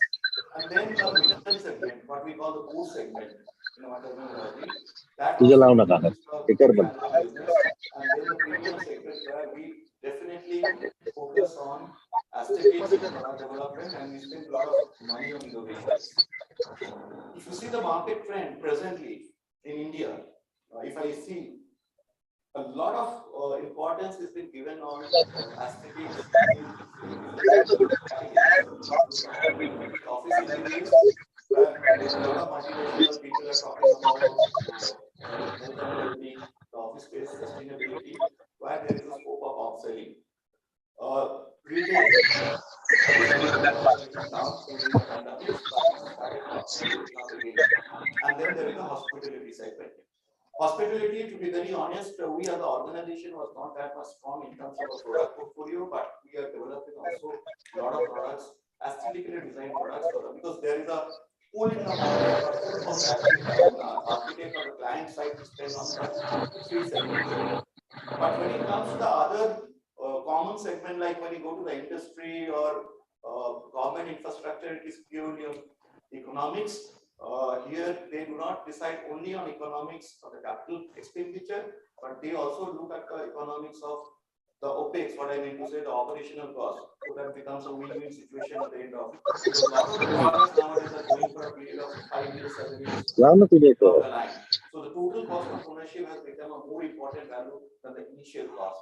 I understand. That is how we are shaping up our organization towards it. So the products have been accordingly made. Lovely. Thank you. I think we've got a fair perspective about how each one of you approach both aesthetics and economics. So my next question is going to be a little more prevalent to the next gen title. And I would appreciate quick responses, because then we can sum up and go to another question quickly. We have a lot of questions here, but we of course have the time to look at it. With the advent of this BIM and the AI, because I'm sure all of your offices have approached these apps and these softwares, Both of them have the ability to take over the role of the architects more or less. What role do you really think architects will play in defining the aesthetics and economics of the projects?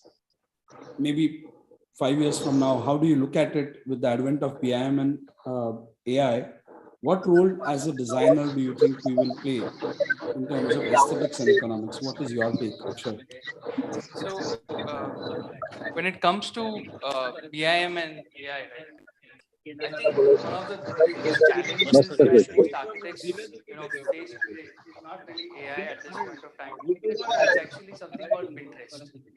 A huge number of clients will come back to you saying, "Oh, I saw this on Pinterest, and I really would like, something like this to be built on blah blah blah, my plot, or whether it's an interior project or something."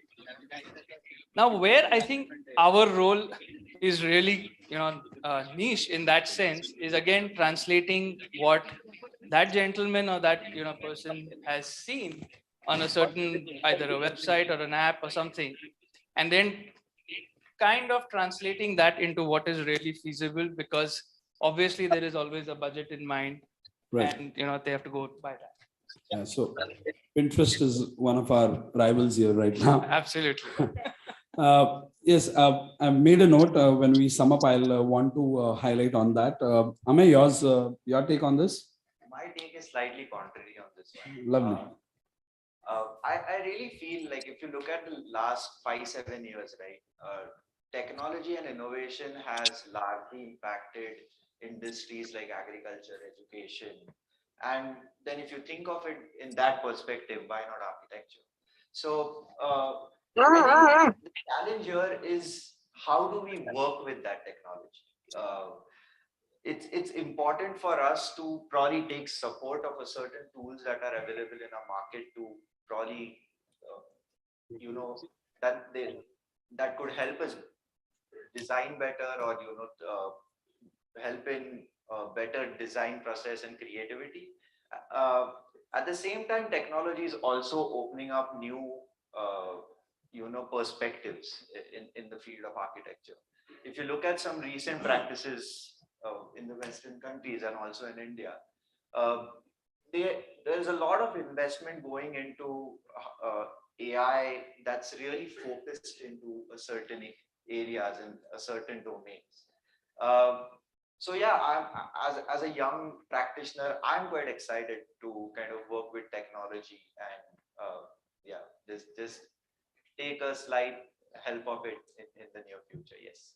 And then also play with the aesthetics and economics accordingly. Well, yeah. Maybe. All right, Gagi, your take. I agree with Amay.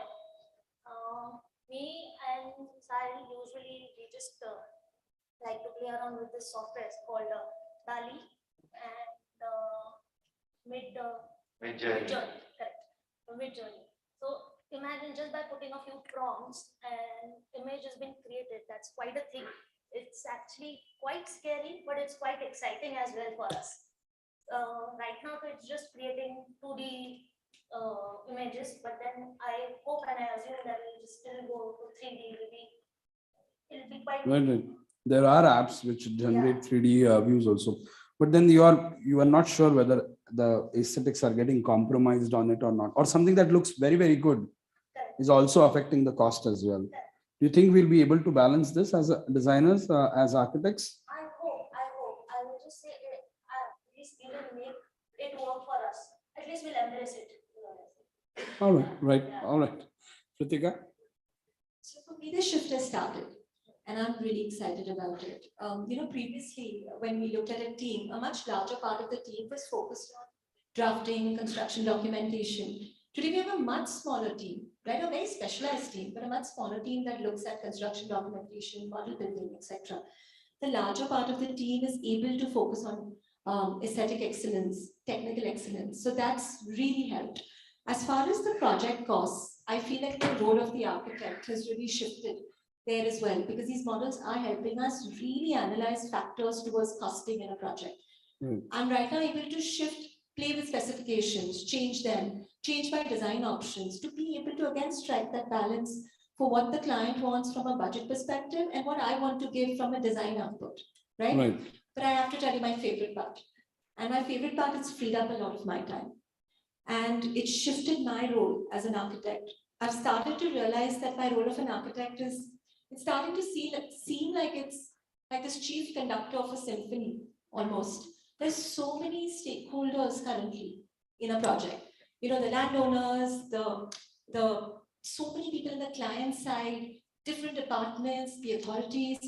We get so many consultants on board, right? Which are they're looking out for different aspects. And when we're working with such a large project with so many stakeholders, everyone has problems. Everyone is looking out for their problem, and the solution to their problem is coming at the cost of somebody else's. So the economics are getting affected anyway. Yes, but then as an architect, I feel it's my job to come up with design solutions that are really deep in empathy, understanding everyone's problems and coming up with those win-win solutions that can truly be in the highest interest of the project. So that's my biggest takeaway. So that works win-win for both sides then. All right, Shitesh, your take on that? Mahesh, I think it's being discussed that AI is going to take over and architect's role will be maybe wiped off. So I'm hearing such talks. But see, when computers were introduced, it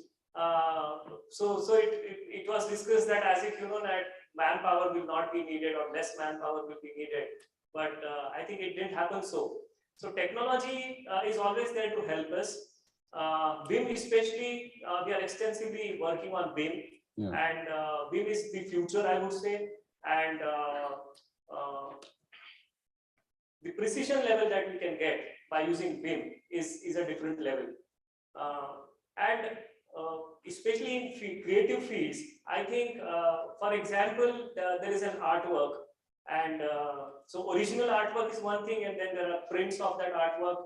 So prints are also being sold, but original is original. And with the prints and all kind of other kind of formats, the original has gained more value, I think.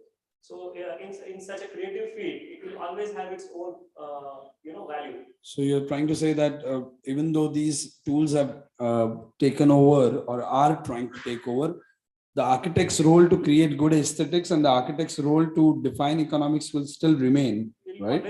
Will always stay, right? My question to Mr. Bhawmik is a little different. I saw the video, the AV was wonderfully made. Kudos to that. But there was, I think, Li-Fi or something.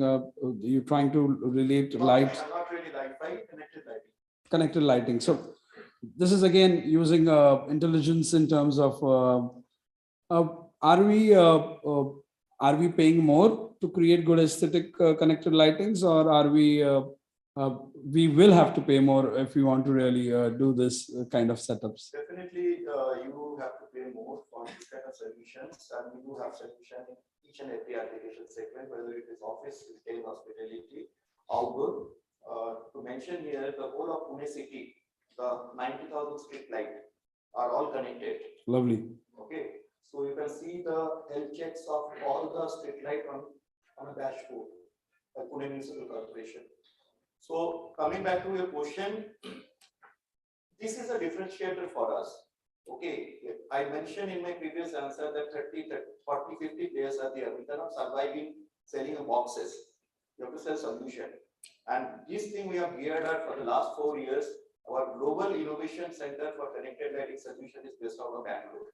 And we are doing continuous innovations around technology, because technology is the future. These technologies will be the future in the lighting industry. We will differentiate between the mass manufacturers and people like us.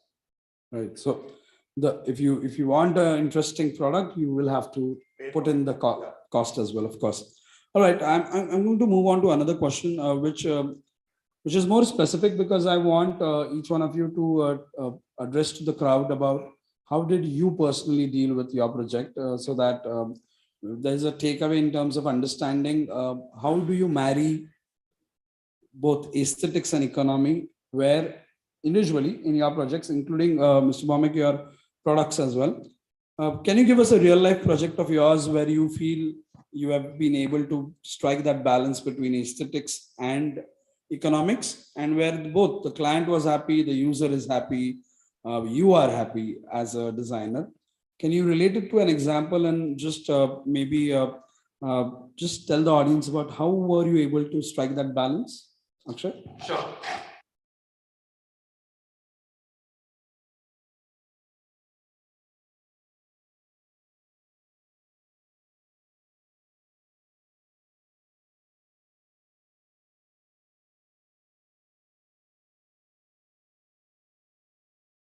Restaurants for them.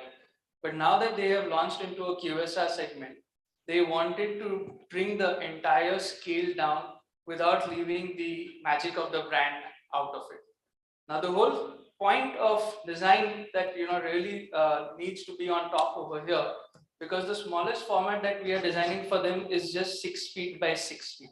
Now, when you have to design such a small space, and it's governed by such stringent economics, because the entire profitability of that outlet, wherever it's going to be placed across the country, boils down to the fact that that entire 6 by 6 unit has to look amazing. It has to portray each and every aspect of the brand, the food that they serve to the value that they bring to that entire business, and it has to be done at a cost of just under a lakh.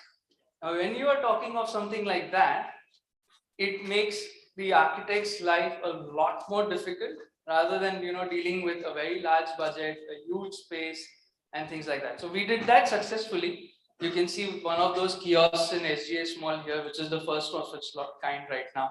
And I'm happy to say that we've done a decent job on it. It looks fabulous, and the entire kiosk, I think they set it up now at something like about 57,000 rupees. So when you're working on very stringent budgets like that, it's a success. It generates better ideas at times, right? Because it allows you to think more laterally rather than just pinpoint. Absolutely. Correct. Right. Amay, your take? This question was quite utopic in nature. In a way, right? Yeah, I know. It's very difficult to have everybody happy at the end of a product. It's not a Suraj Bajatiya movie where everybody is happy at the end of it. But yeah, of course, architecture. So I did my postgrad in public buildings, and only after working in the practice for like last 7 years, I'm finally now seeking some opportunities to venture in a few public building projects. Recently, we got an opportunity to do a memorial in a town called Prabra, and the brief was 2 statues, a landscape area, some water body, water fountains. And when we got the project, we decided to take a punt on it, and we proposed a memorial along with a public space, and that public space is almost imagined like a cantilevered sort of a amphitheater, which becomes a performing arts center, and under the cantilevered part towards the roadside, it becomes a public space. I was quite scared to kind of pitch this one to the clients, and when we did present to the trust, it actually worked out very well, and we got the project, and it also did work out well commercially. So all in all, a good marriage in the end. And I think, if you know your niche, and if you know if you can create an impact, I think it does work out in the end. Right. So innovation did help you strike that balance, right? Yes, Gargi. If you don't mind, I can give 2 examples. Please go ahead. Please do. Though we are just short of time, so 2 examples here, short and sweet. Yeah. So one was where I was working on the set where it was a promotional song. So obviously the budget was way lesser than we expected, and we had started our own other work, but then our bosses called us back saying you have to work on this budget, which was actually a very lala budget.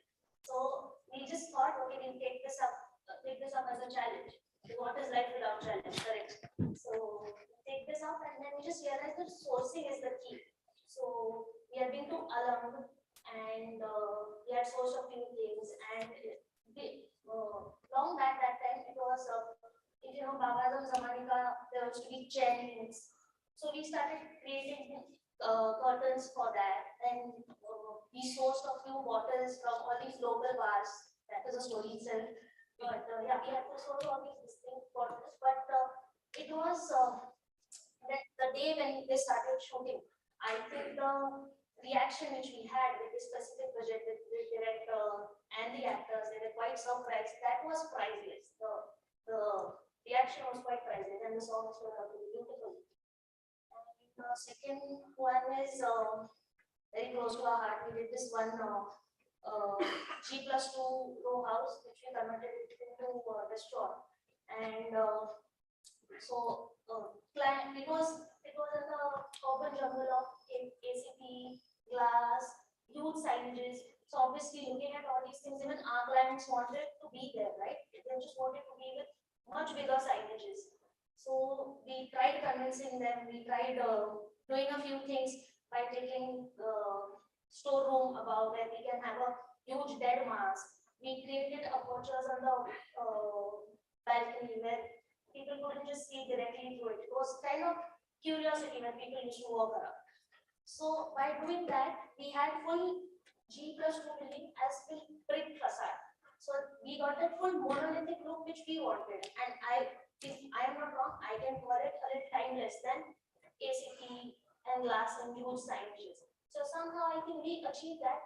And maybe a month later, clients started appreciating it, yes. Yeah, Maybe they realized it a little later yes, once it was people occupied, quite right? curious to work with. Yeah. Nice, good. Ritika. So I'm going to pick a commercial project. This one's close to my heart because ABC, our business zone on Baner Road, Pune. This came to me, just 2016-17, Pune had gone through an explosion of FSI. It gone up 3x, 4x. There was so much FSI that was available. So even on a moderately small size land, we were now going to get 1 million square feet of mixed use. So by the time I've left side margins, I have got the maximum height that's permissible, and obviously the developer wants to use up all of the FSI. By the time we've got that, I'm left with a box. But this project taught me that even while designing a box, I can think out of the box. Right. That's there. So I decided to use this multi-level parking, decided to use the facade of the parking as a canvas, use art as a medium to express on this canvas, a story that's again very close to my heart, which we call I Matter, a story that's really grounded in inclusivity and differences that we all carry. And we use technology, lighting, different mediums to be able to, because this was a large scale on the project, and we did that. At the end of it, it is a very successful, as far as a commercially successful project.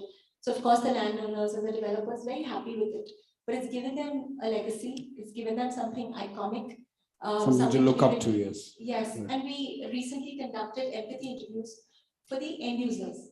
And the end users are very satisfied with the product, but they're also very proud. I sense this huge sense of pride.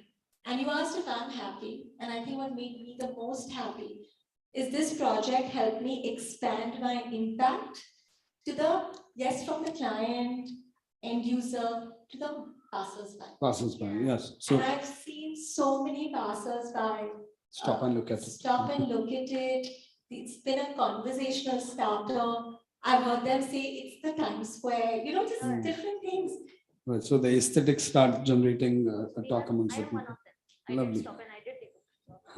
Lovely. Yeah, initially I thought that there is some kind of moving screen happening there. Yes. But it's really interesting. Yes. Shitesh, your take about a project of yours? Yeah, so for me, it's my own office project. So we decided that, we'll set an example of aesthetics marrying economics. Fortunately, we got a small plot of 4,000 square feet where we wanted to make a building for ourselves. So with interiors in this building, we could achieve everything in a very remarkable cost of around 4,000 rupees a square feet, including interiors, including the decor and everything. So a lot of research, we sort of, we all sat on reducing the cost and taking it to next level. So, and I would say we could successfully do that. To give a small example, I wanted to do aluminum fins in the facade, something like India House. But when I took out the budget, it went to 12 lakh, 14 lakh or something. We said we can't spend this much money on facade. So we came up with an idea of bamboo fenestration. This being the south side, we came up with an idea of bamboo fenestration with natural greens. And trust me, we could do this in a budget of 80,000 rupees. And this gave us a very different language of architecture in the facade. So that is how we could achieve the entire, and today I feel proud when a passerby stops and takes the snaps of the building. So I think we as users, we as designers, and people appreciating the building, we got many awards for our interiors of our office, even international awards. So I think we all are happy that what we could achieve. The user and the client and the designer are all happy. Right. Lovely. Mr. Bhaumik, the question still remains the same. And this is our last question, last person, last answer for the evening, and then I'll sum up. But sorry. Yeah, this is a very close project, not only for me, for Signify, and we take pride in this project. This is one of the iconic cricket stadium in the eastern region of the country, which we recently did for the third time. Okay, and I did it for the two times. I was involved in 2 times. So initially the discussion was like, we do not have, as usual, we do not have so much of budget. We will only change the conventional light to the LED light. We are only interested in saving money and the running cost during the matches of petrol, diesel running, so much diesel running. Then we presented to him something called arena experience. What is the experience? Is basically talking about the aesthetic. It is not only the functional part of the pitch lighting or the field lighting, but you have a overall experience of the whole project. It took almost 7-8 months to get him convinced by sending different pictures of different case studies, what we have done around the world. And ultimately he called us back saying that I will go for you, for this solution, not for you, where there was a proper tender process for the solution. And we as an organization feel pride. In the last, I don't know whether you have noticed, IPL is still going on in the stadium. In the last South Africa India match, there was an amazing show, light show, which has happened, and amazing fan experience. You can see a lot of blogs on the Twitters and LinkedIn posting about that project. That project is very, very close to not only the Signify. lovely, lovely. I think a company addressing the issue of both aesthetics and economics is needed when you deal with such public projects of sizes of stadiums.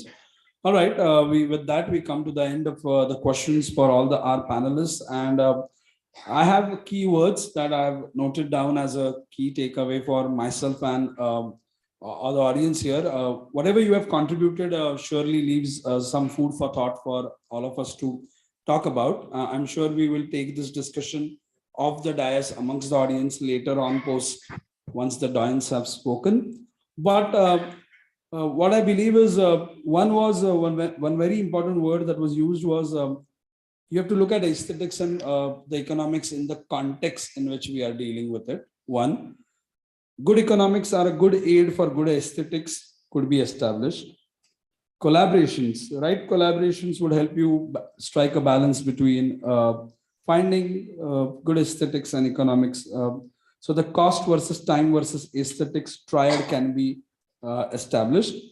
What I also looked at when we asked you the third question, I think every time there was a budget constraint, your thinking process became solution oriented and automatically not compromising on aesthetics. So I think economics here wins the challenge because as I look at it, it allows me to rethink my approach as a designer. So your examples did tell me that, yes, though utopian that everybody is happy about all of the 3 aspects of designs, but I think to rethink aesthetics when the budgets are low allows us to be better designers, opens our mind, and which Shitesh rightly explained about his office. I've seen the project, it's beautifully done into the cost of it. So I think my key takeaway also remains that if we are going to, if we want the freedom of aesthetics, we should also look at how well can we manage our economics. So thank you very much, all of us here are thankful to the organizers, of course, but thank you. A round of applause to the panelists, please. I was given 45 minutes. This is 44 minutes and 5 seconds on my stopwatch. So we are on, on the watch. Thank you, everyone. Looking forward to more interactions of the dais with all of you. And thank you, audience, for patiently listening to all of us.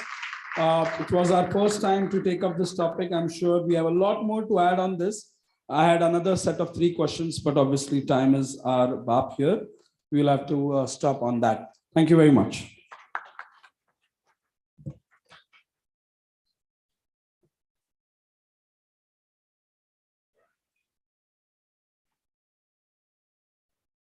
I would request all the panelists to please wait back on stage for the felicitations. And thank you, Mahesh, for beautifully moderating that session. You had all of us captivated. I would like to call Ajay Kumar, Manager Sales, Dormakaba, and Tarun Ledwani, Senior Sales and Marketing Manager, ITT Media India, to the stage for the felicitation. Could we have some music, please? And a round of applause after all of them are felicitated.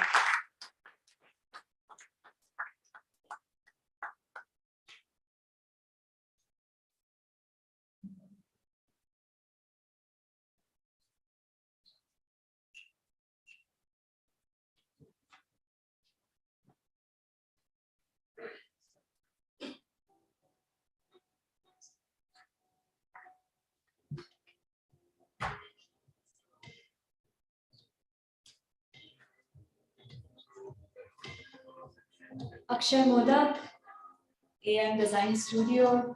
A huge round of applause, please. Amal Shah, Head of Architecture, Delta Architects.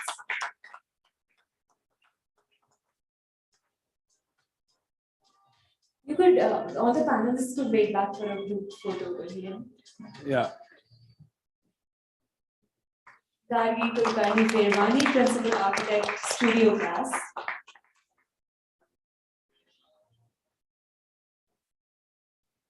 Kritika Manjrekar, Founder and Principal Architect, Moko Design Studio.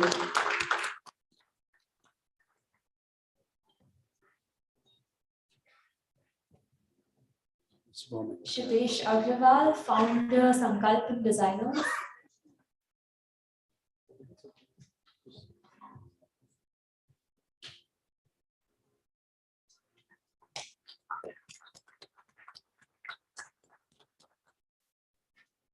And of course, Soman Pawat, Signify Innovation Center.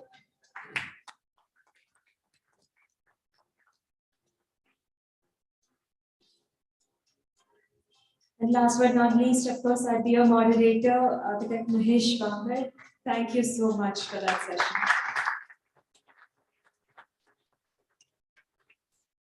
Mr. Indrajit, if you could join them on stage and we'll just have a quick group photo.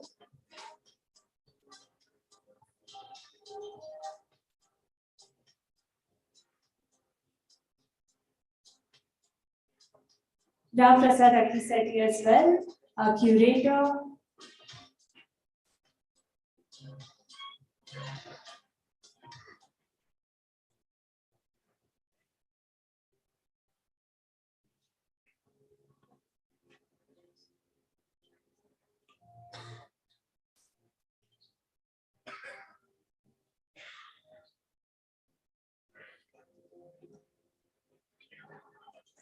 Thank you so much, the dynamic next gen panel, everyone. Actually, I have a lap, time lap on it. I would now like to call Nishank Srivastav, Specification Manager, North Bostic, on stage to gain a better understanding about the brand. Please give him a huge round of applause.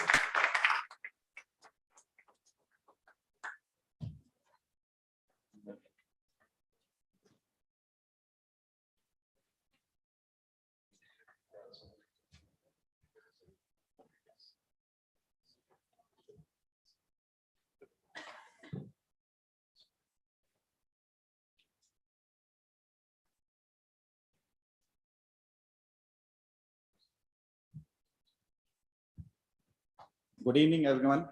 First of all, I would like to thank and congratulate ITP for arranging such a successful event with the fraternity of architects and consultants over here.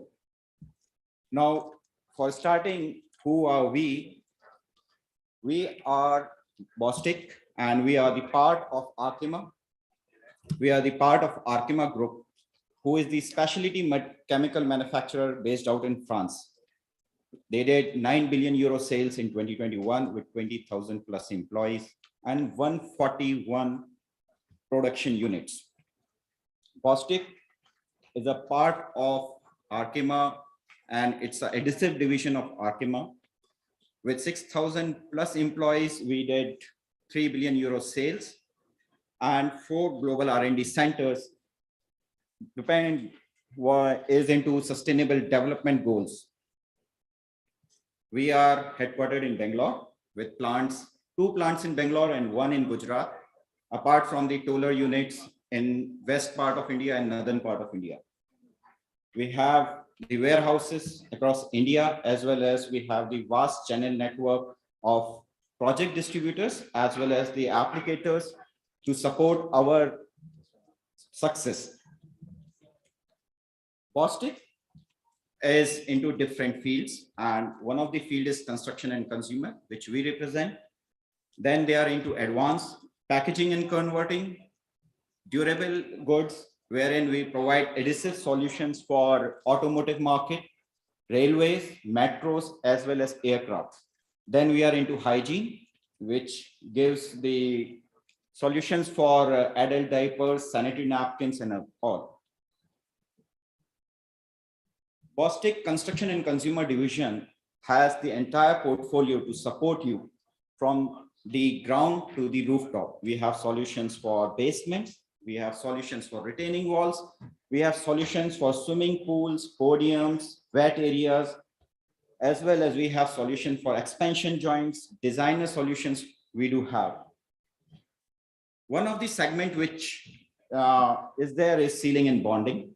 And sealing and bonding, I'm proud to say that we are the global leaders in providing the sealants and adhesive solution to this market.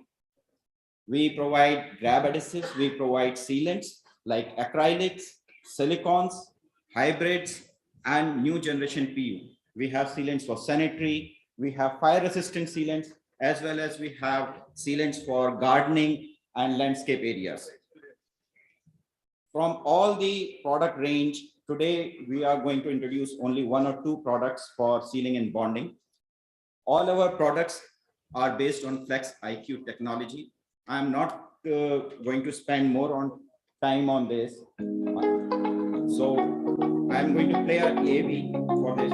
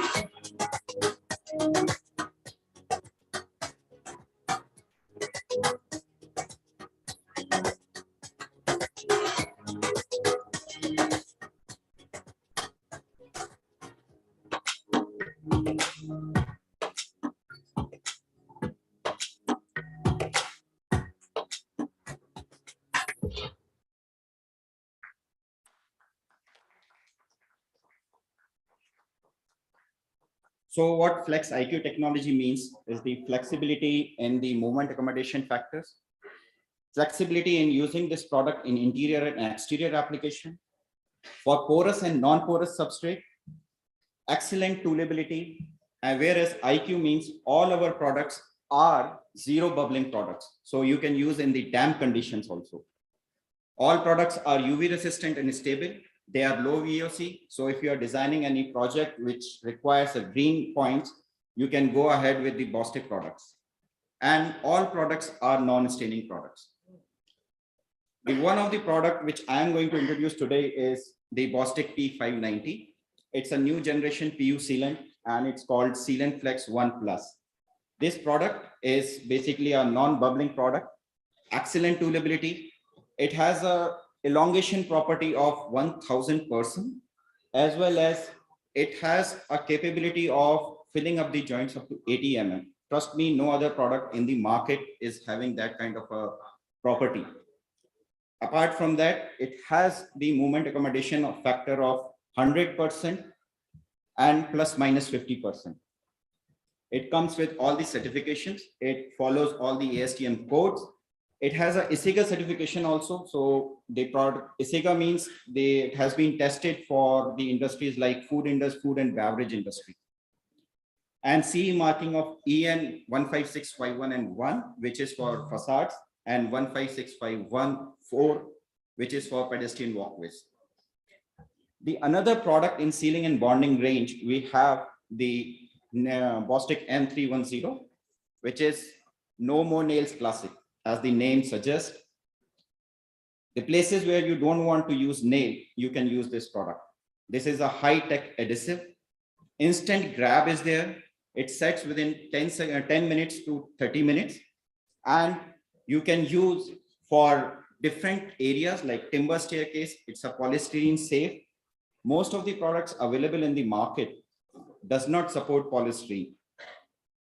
It can be used for ACB panels. It can be used for bison boards. It can be used for many other applications like placing a mirror in the bathroom without the using of studs. You can use this product. The another range which we have is the walls and floor segment, wherein we have tiles, adhesive and tile grouts. We have decorative finishes also, in which we have cementitious terrazzo, a thin product which is only 3 mm and which is called micro topping. Then we have exterior application like stamped concrete and wall finishes. Apart from that, we have underlays, overlays, epoxy floorings, wall preparation, wall adhesives, and soft and wood floor adhesive also. These are our tile adhesive range, Ultra Stick and Bostomastic. And these are the premium range from Bostik for exterior and interior application.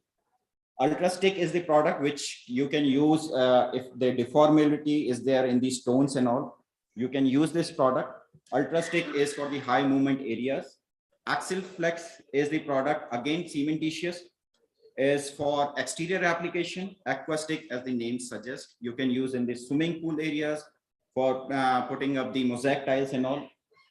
Super Fixol and Fixol are the basic range of our tile adhesive. And in tile grouts, we have both the cementitious tile grout and epoxy tile grouts. Then we have the entire range of waterproofing also with us. We have crystalline, we have PU, we have acrylics, we have cementitious acrylic, we have spray applied polyurea, as well as we have epoxy coatings also. In the complete portfolio, we have crystalline 2 products. One is slurry application and other is mix X510, which is added during the batching of the concrete and give you the crystal formation in the concrete, like walls or retaining walls or the rafts and all. Then we have 2 products in cementitious acrylic. One is block C750 Bosco Elastic and block C350 Bosco Sem Slurry. Now these 2 products have a different, although they both are cementitious acrylic, but the properties are different. The product C750 gives you the elongation property of 700, more than 200%, whereas C350 gives you the property of elongation of 50%. So C50, you can use it in the bathrooms, in the wet areas, in the smaller balconies, whereas Boscolastic you can use in the longer spans of balconies as well as small roofs and others.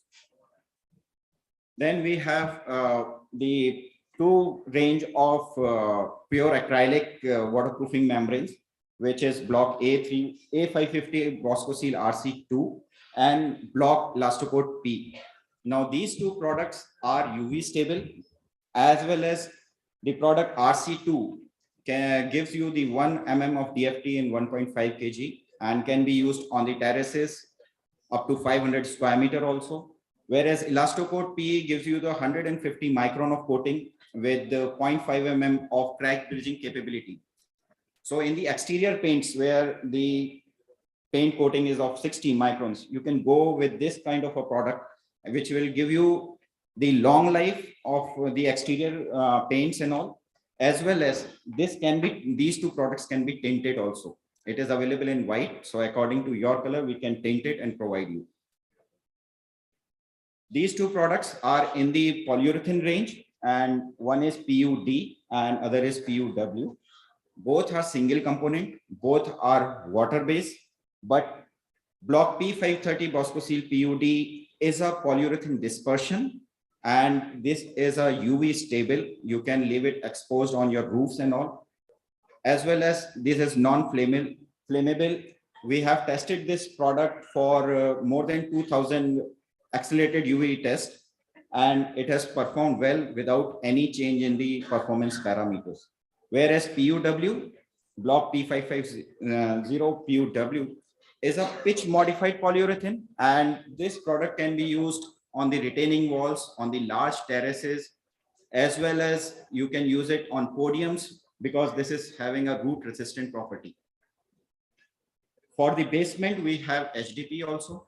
We have HDP in different thicknesses. We have HDP in 1.2, 1.5, and 1.8 mm.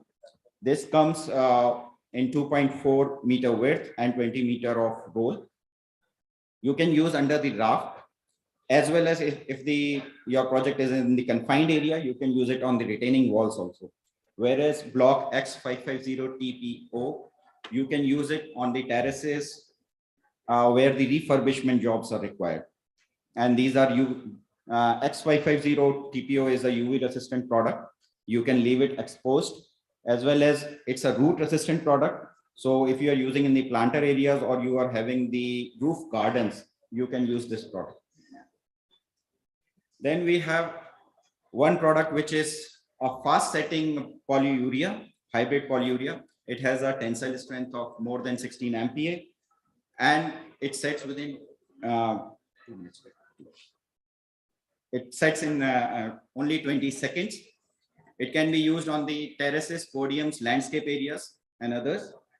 We have product like epoxies, which can be used in the water tanks, like block E550 epoxy code UW. It's a food grade epoxy. You can use it in the water tanks. Then we have moisture seal also, which you can use as a water vapor barrier. We have done a lot of projects, and like Tata New Heavens, Kochi, Saints Infra. We are there in all the Air Force stations where we are giving our sealant solution. From 2007 till date, we have done somewhat around 24 lakh running meter of job. And it's the only brand which is performing in extreme weathers, like in Leh as well as in Suratgarh, where the temperatures goes up to 52 degrees also. We have done Hyderabad Airport, Delhi Airport, Bangalore Airport, we are currently doing, as well as we have done Delhi Airport. We have some international references in the Asia Pac, Philippines, Singapore, Malaysia, Australia, New Zealand, China, Indonesia. That's all. Thank you. Thank you so much, Nishant, and thank you for wrapping it up. We are running a little tight on time. I would now like for all of us to have a quick look at the North Ceiling Solutions AV, after which we can proceed with the much awaited drawings panel. I would also request everyone at the back of the hall to settle down a little bit because the best part of the evening is yet to come. And yeah, Shirley, if we could.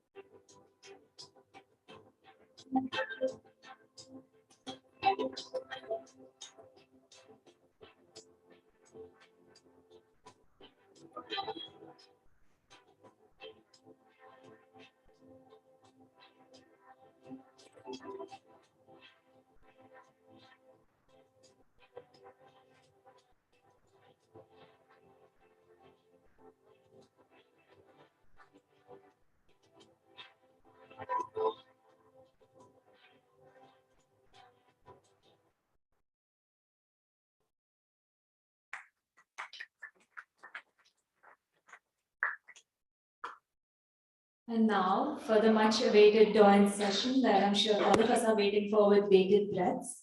Spearheading it is no one other than the fantastic Mr. Ram Prasad Akiseti. Sir, I request you to please head back to the stage and invite our panelists so we can kick off the last segment of the evening. A huge round of applause for our curator.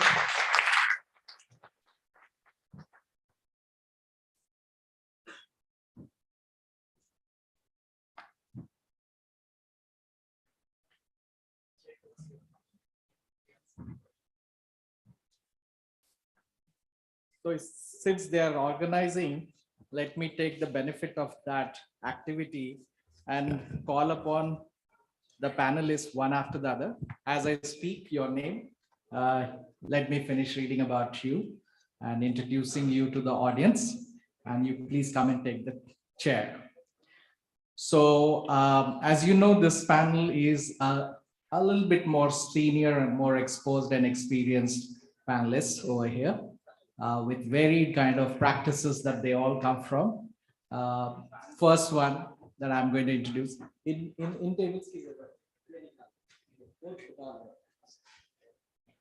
So I'm going to introduce Aditya Jaiswal. He graduated from Kamla Raheja College of Architecture and Environmental Studies in Mumbai in 1997, and he worked for Ratan Bartley briefly, and he also worked for many other firms, and then he proceeded to do his master's in architectural design from Pratt University, Pratt Institute of Design in New York. And he says that he's an architect by qualification, but a designer by habitat. And he truly believes in good design. And with 25 years of experience as a consultant in real estate and working in various capacities and roles, he truly enjoyed the positivity. It affected people's lives and making things happen. He says, I empathetically understand people that allow me to deliver successful projects that bring recurring joy and value to its users. With his 9 years of experience working in New York City and working for many real estate big shots, big developers in Mumbai, he has lately joined as the CEO of CCBA Designs, Christopher Charles Benninger Architects, as part of our growth and expansion plans. So may I welcome Aditya Jaiswal on the stage.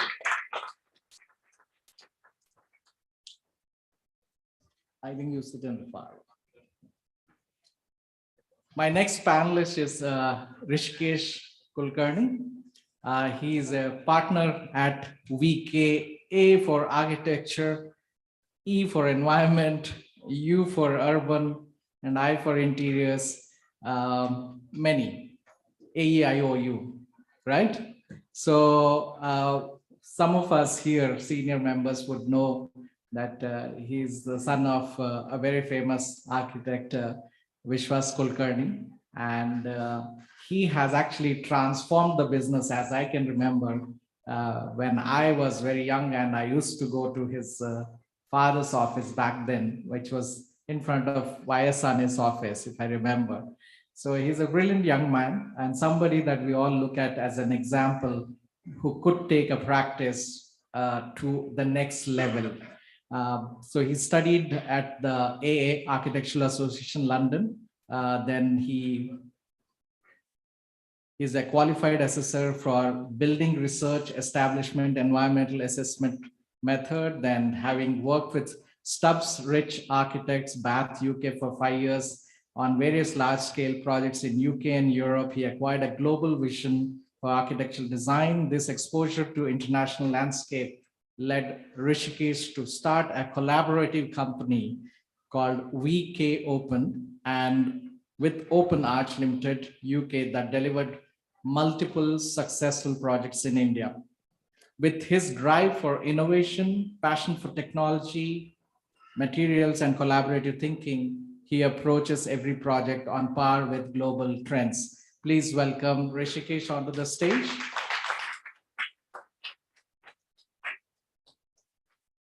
My next panelist is architect Sandeep Sabnis, who graduated in 1992 from Sir J.J. College of Architecture in Mumbai.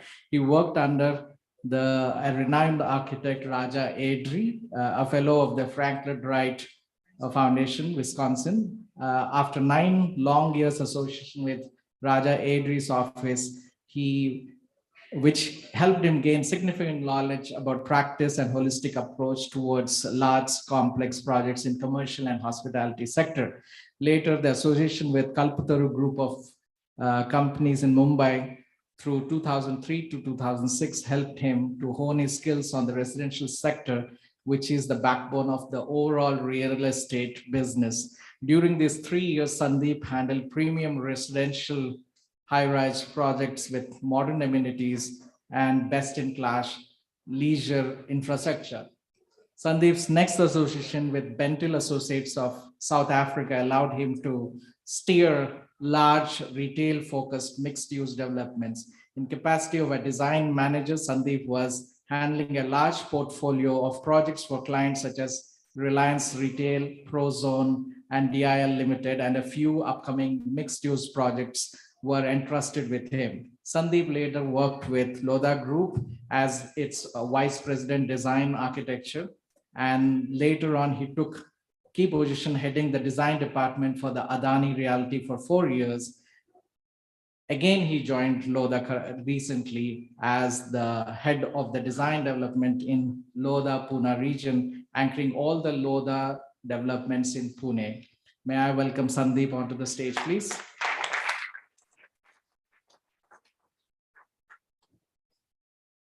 My next panelist is architect Vikram Lalit Hundekar.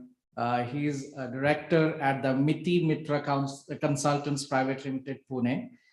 He completed his B.Arch from BKPS College of Architecture in 1997 and M.Arch in Urban Design from SPA Delhi in 2002. He practices as an architect he's practicing as an architect for the last 20 years. He's instrumental in designing many campus designs and institutional architectural projects in the last 20 years, such as academic and facility buildings at the IIT Gandhinagar, sports infrastructure, remodeling, and students housing at IIT Kharagpur. He's a recipient of awards such as HUDCO Award in 2016 and several ASA awards in 2018, 22, and 23, with a JK Cement Architect of the Year 32nd cycle of 2023 has bestowed an award to him. May I welcome Vikram onto the stage, please.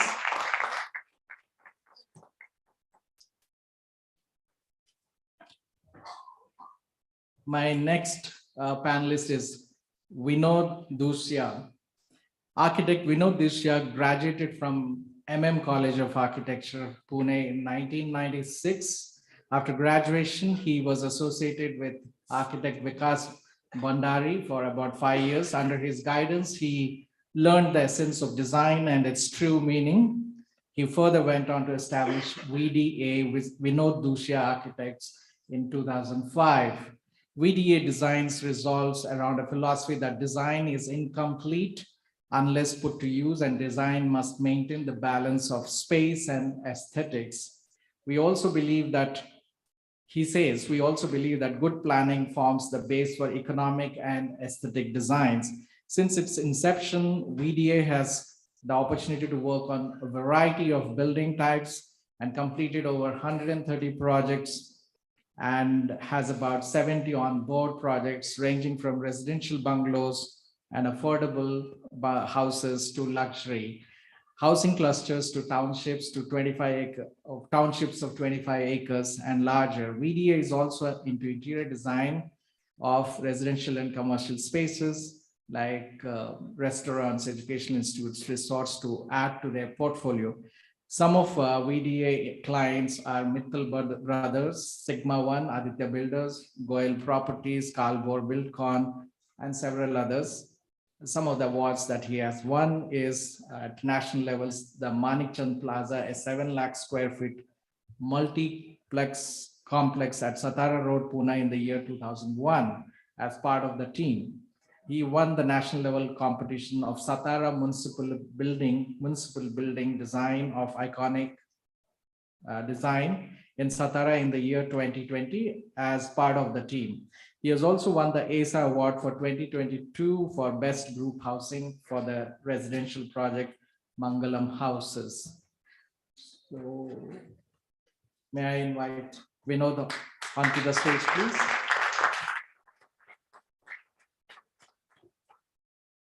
So before I sit down and ask the questions, we're going to be very tight with time.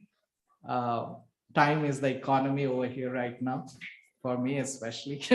I promise that before 9 o'clock we'll wind up, but we may be a little bit spilling over. We did start a little late. Let me put a precedence before we start the panel discussion. And may I request some of you in the back to kindly come in front. There are some empty seats, and also keep your conversations a little low. See, aesthetics and economics.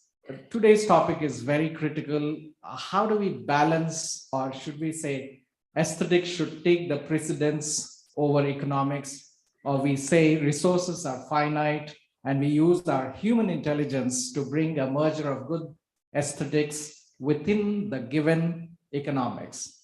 It's a challenge, it's a dichotomy and a debate.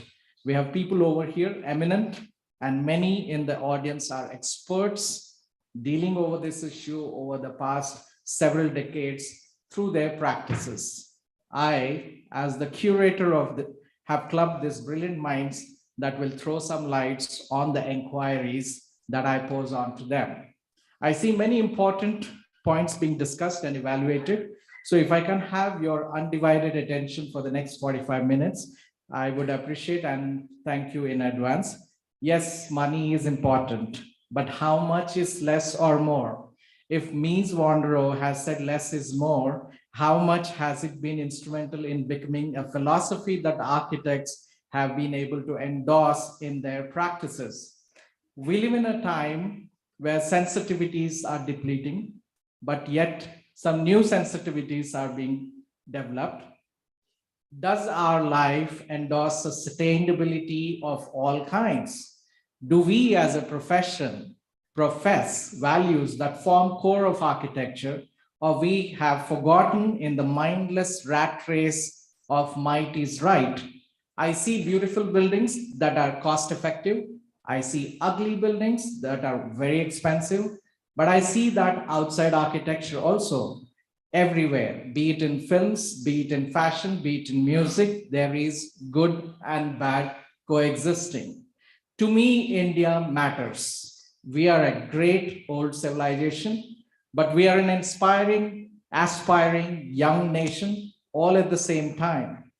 We are a society that lives in several layers. Some of us are in the Middle Ages and in abject poverty, yet they give us lessons of minimal living, and we have the restrained middle class that's the backbone of this country. And we also have a layer of affluent rich also on the top of the food chain as clients, entrepreneurs, and funders. These are a myriad of complexes coexisting in this land of opportunities. Can India show a path to many underdeveloped countries? Can we be a torchbearer for those and rephrase less is more for more? With this small prologue, I, Ramprasad Akiseti, Managing Director of Christopher Charles Benninger Architects, present this wonderful panel of erudite and extraordinary panelists to you. So let me address my panelists. We'll keep all our answers very brief. Let's not take more than 2 to 3 minutes for each of the questions. I'm not going to paraphrase what you have already told due to the laxity of the time. So given your vast experience of working over 20 years, what are your thoughts on the topic of discussion today, that is aesthetics versus economy, and how does your practice maneuver this? Can I ask the answers to be flowing in the same way I have introduced you? Aditya, you begin the answer. Hi, good evening, everyone. It's my pleasure to talk on this topic, which I think has either haunted us or defined us over the course of our practice. I also would like to change the. I'd also like to change the playing field a little bit here and take the word versus out of that conversation and actually make it a aesthetics and economy. And I think, we're a long-standing profession. We deliver projects across various typologies, scales, even landscapes, and the fact that we are service providers to a client's brief, to a project's aspirations, and at the end, the governance of our own physical aspirations for that project. I think it's very important to bring all of the players together, deliver a project which is on brief, on quality, and on budget, so that all of us who are stakeholders actually come out of this project with something that we all can carry back. And I think we must start looking at aesthetics and economy hand in hand as we want to deliver the India of the future, which is sustainable and still noteworthy. Thank you.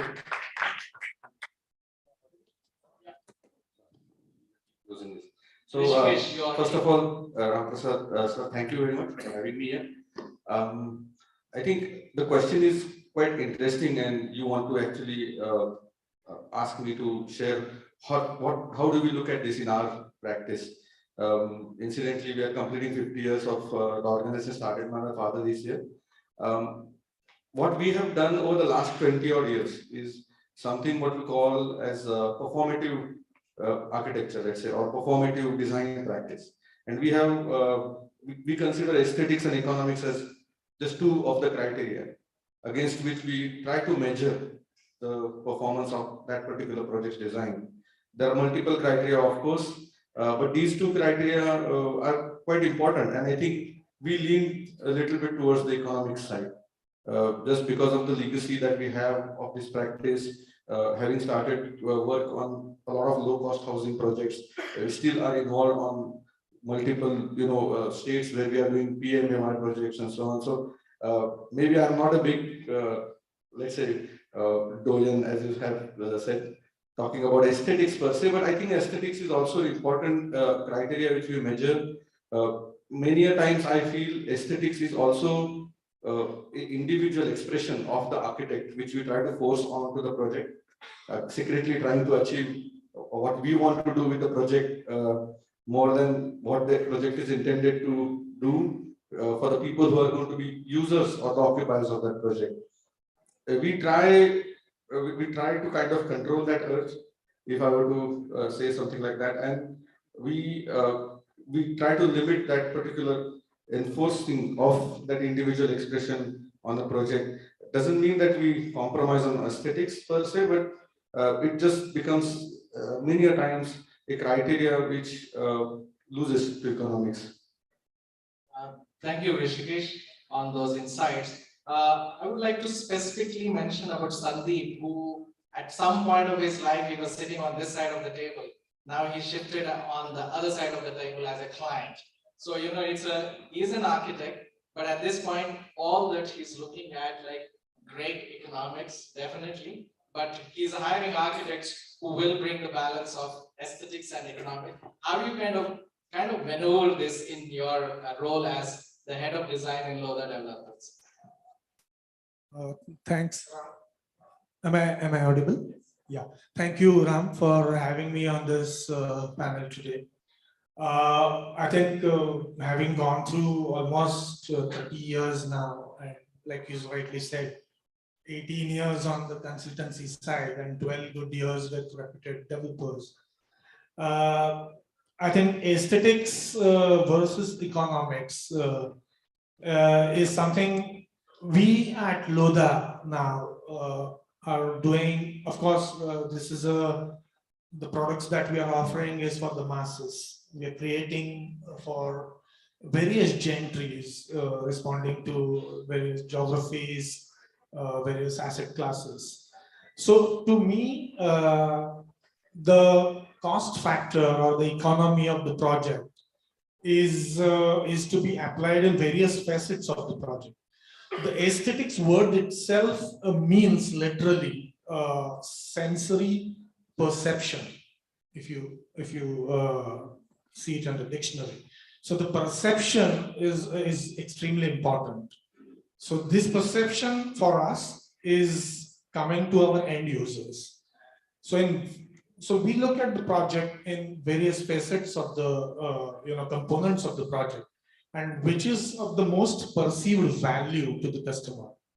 I think it's a very simple equation. You got to spend nicely, wisely on the things that matter or of value to the end user, and those which are not so much perceived as a value, you be moderate about that. So for example, to us, probably facades is an interesting subject. Sometimes it is not of a perceived value to the end user when it comes to large housing developments and stuff like that. So you tend to optimize on those.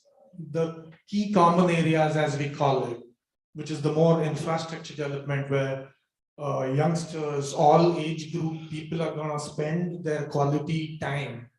I think that to us is very, very important, and we do not shy away from spending those goals. The clubhouses, the key convenience areas have to be of the top-notch order. I think that takes a balanced approach towards the aesthetics and economics. Thank you, Sandeep. Vikram, I'm going to specifically ask you because you're working on institutional projects where the end user is not somebody who's like going to buy the facility. But economics do play a big role. I do understand when we ourselves are working on IIT Hyderabad, there are two kinds of economics. One is of the budgetary allocation by the government, which is very large. It goes to almost 700, 800 crores on a project like IIT. You have that as a budget. And then the payments are so badly delayed, like 10 years sometimes, which is the economics of the office and its management. So how do you kind of balance this one in your office when you're working on IIT Gandhinagar? Yeah, it's very tricky question because we operate in a very small niche of institutional building, public building, sports complex, and those.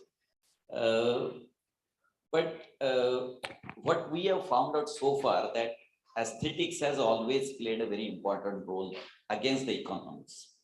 Because in government, I give you a recent example where our last one of the big project, which was shoot up the budget at the end of the construction, and whenever the government agencies are involved, the final excess savings certificate comes quite at the end, and the client found that the project has exhausted. Though the architecturally it has come out very nice, there are a couple of awards have been won, and we were blasted like anything. How architects are performing like this? And very next week we got the work order from the same client to do a better project again with the same client. So and the director, who over a cup of tea, he said yes, but the building has to stay for a longer period of time. Nobody remembers for the budget which has crossed few crores for a month or so or two, or maybe the deadline which has crossed 2-3 months or so, because those are critical at that particular period of time. But over the period of time, they, especially in the institutional sector, the building has to stand, it has to become like a torch bearer for many other institutes to come. So from that perspective, I think always the aesthetics has played a very important role.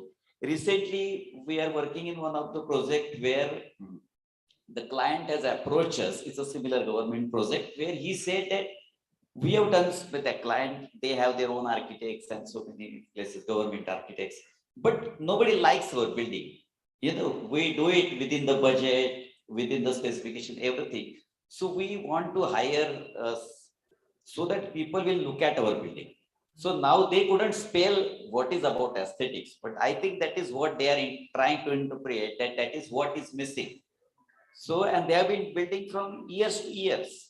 So I think that plays an important role. Regarding the fees, yes, because last week I was following for a fee, which for bill, which I have submitted around 15 months back.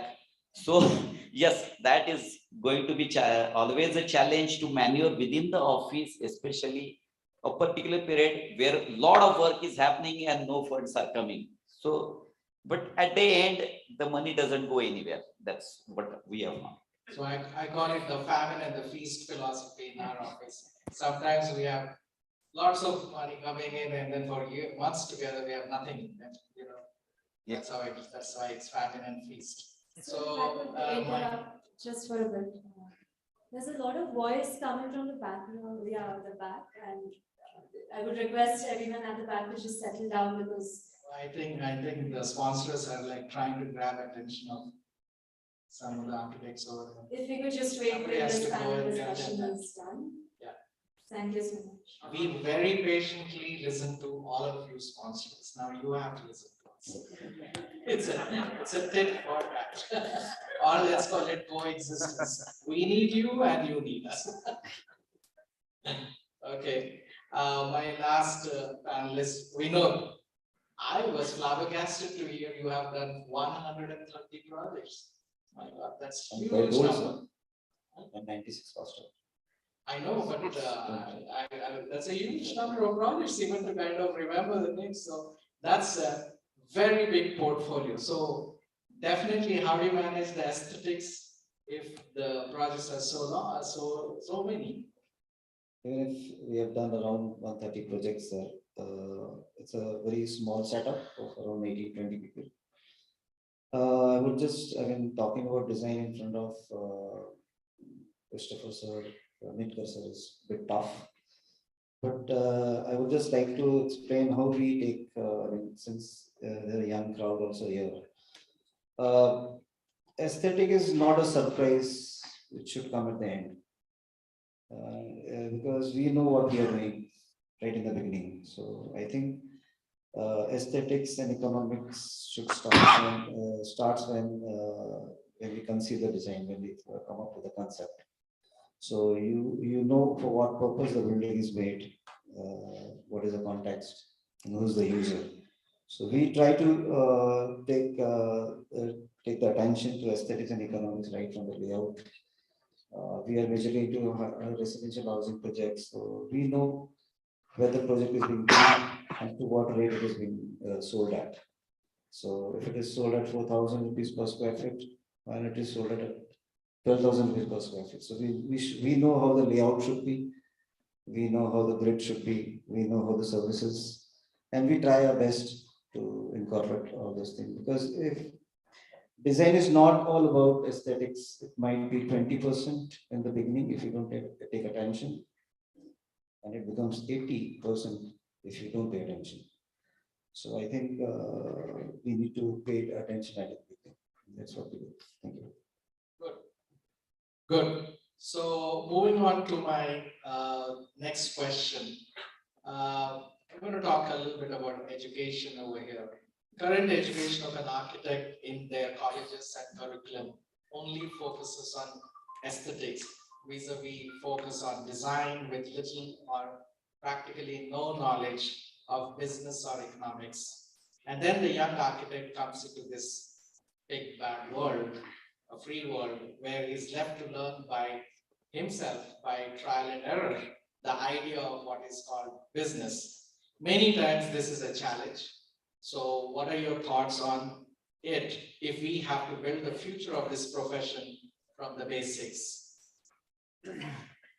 So I think it's a great question, and I think we need to look at the profession and the academics from a two-pronged approach. I think we need to first instill a sense of design process, which is based on the process of design rather than knowing what you really want to build at the end, which is like the flavor of the day, or something that just looks good, will get you published, and you can move on to the next until the next month's publication. So I think a lot has to do with the students themselves and the young architects defining a process which is rigorous and which is agnostic to the kind of work that you're doing. I think irrespective of typology.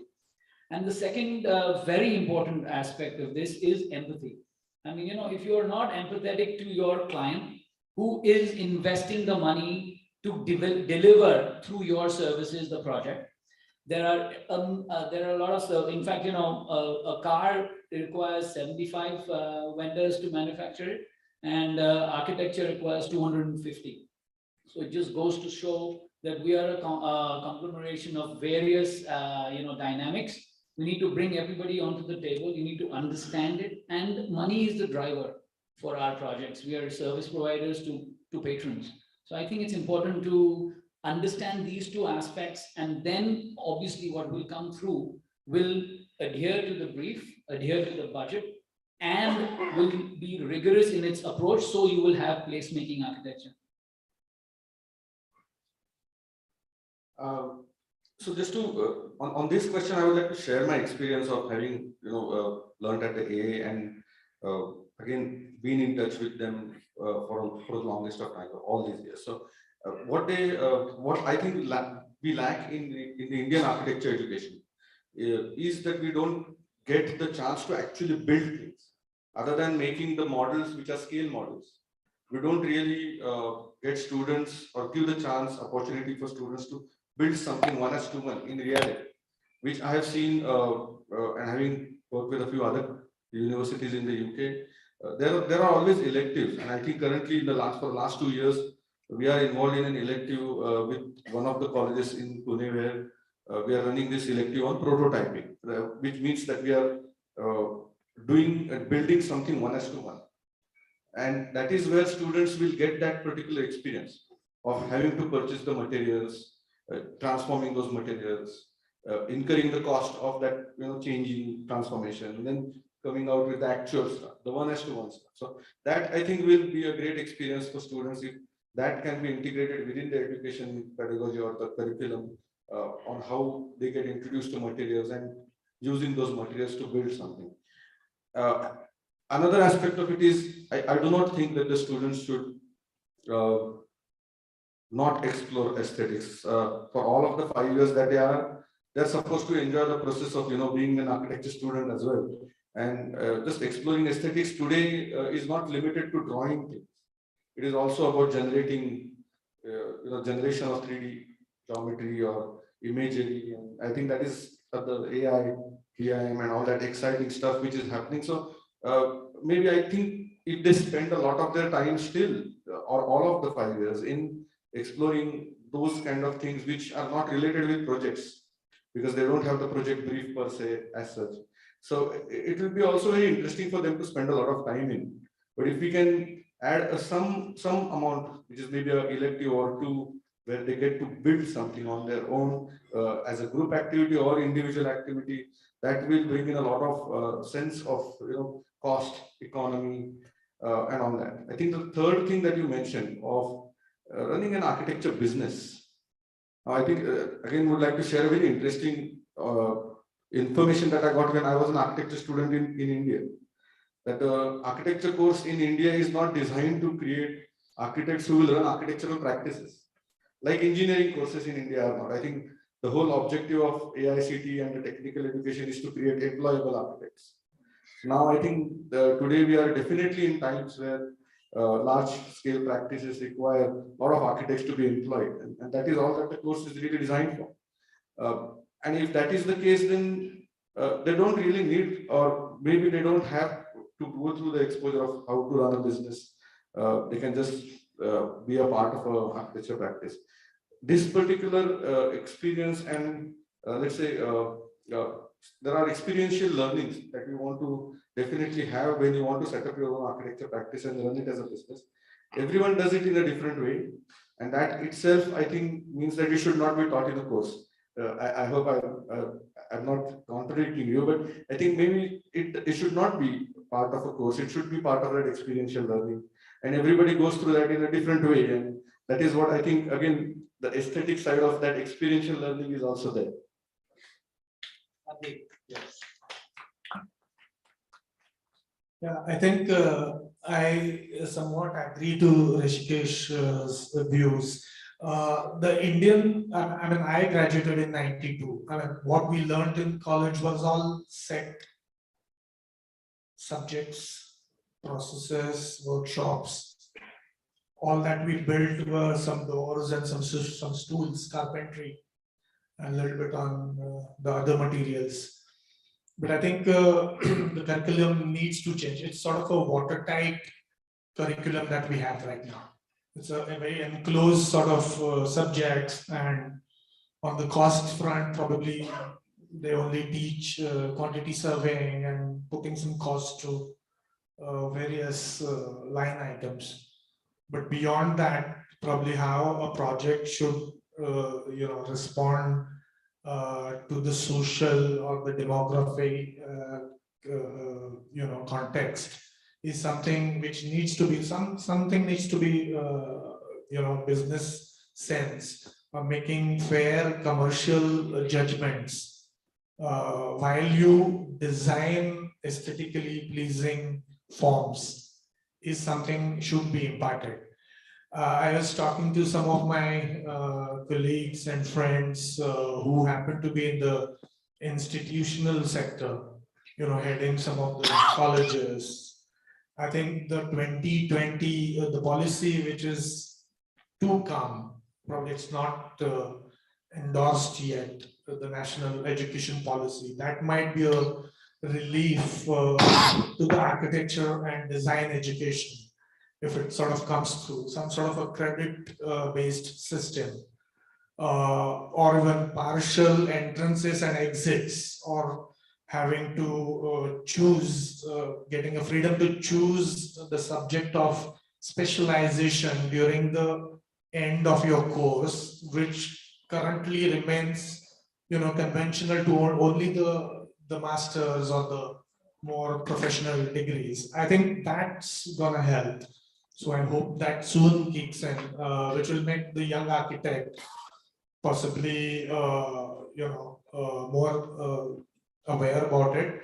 Also, I've seen one trend of late that I've met many architects who want to come into our organization, and very young architects, I keep asking them that what you're just two years out of college, what is it that makes you want to join a developer as large as Lodha and come into the the whole stream of projects and frenzy and race against time? Probably they need guidance. I mean, they should be working with stalwarts. I worked myself with Rajayatri for 10 years, Christopher. I think they should be working with the legends, the stalwarts, and take that understanding before really stepping out into their set up their own practices, which will, I think, which will hone their overall ability to deal with economics and business. Thank you, Sandeep. That's a very good insight. Vikram, what's your take? I think to create, for me, students should be prepared always to create a good architecture first, because that is going to stay for a longer period of time. The entire society is going to get shaped because of the buildings, because of the environment, and the entire psychology of the universe is actually rooted towards the architecture. So I think that always become a first, and aesthetics is an integral part of it. So it always will be on the thrust. Now, what is important in the education system is to be changed is that I has to be changed with the we, because that is what the world has been changed. In last scenario also discussion, we talked about the collaboration, and that is how it is happening. So there is the legends. If we talk more about economics and economically driven architecture, probably the next generation will have very less legends to look upon because they are all economic driven. So, but togetherness is that is what is mattering, especially to getting into more complex project with complex programming and different kind of stakeholders which are involved. Regarding the fundraising, economics, estimate, dealing with the projects, I think couple of electives based kind of system, because it may not be interest of every student, because somebody wants to be just a good designer, somebody wants to be to do good, and you don't want to get into all this, how much I start thinking of the estimate before getting into the design. So it should be selective based. But yes, the exposure to economics through various mediums of electives would be a better idea. And regarding the practice, you are saying that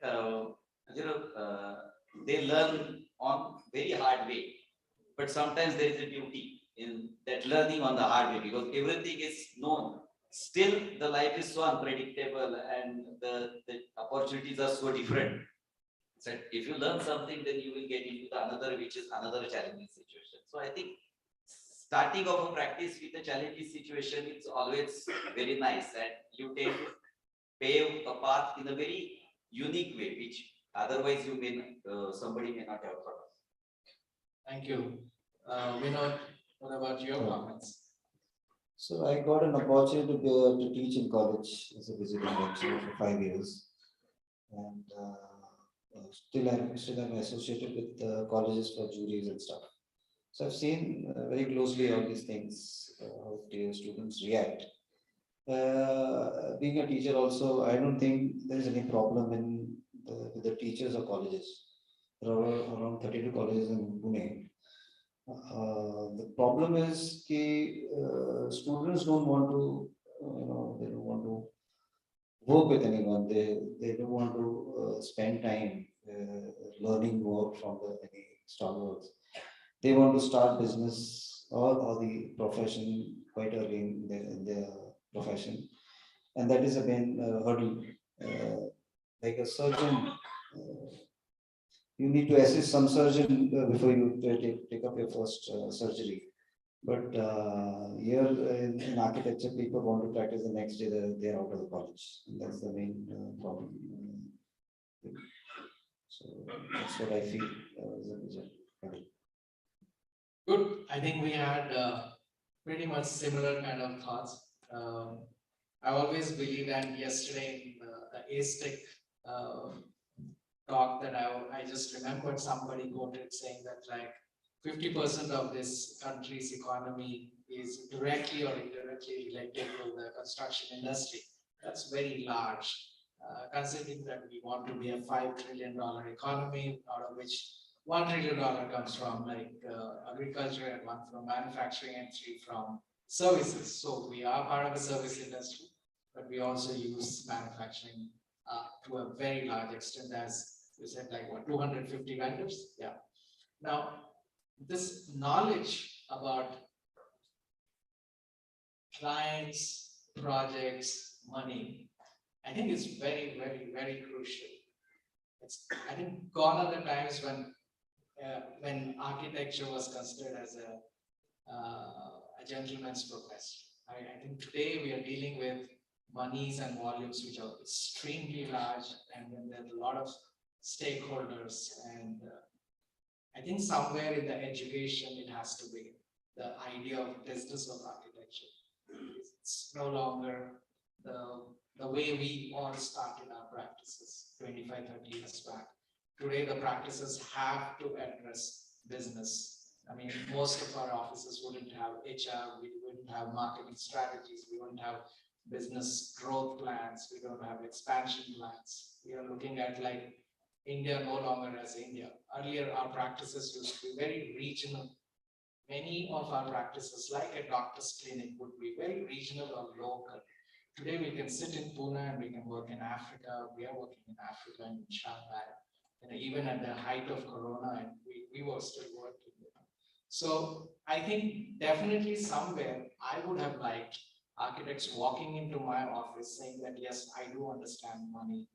And I don't mean money in a negative connotation, but having an idea of money makes a lot of difference because it does lend you understanding where the buck stops, or where the precedence of aesthetics kind of takes over or recedes back.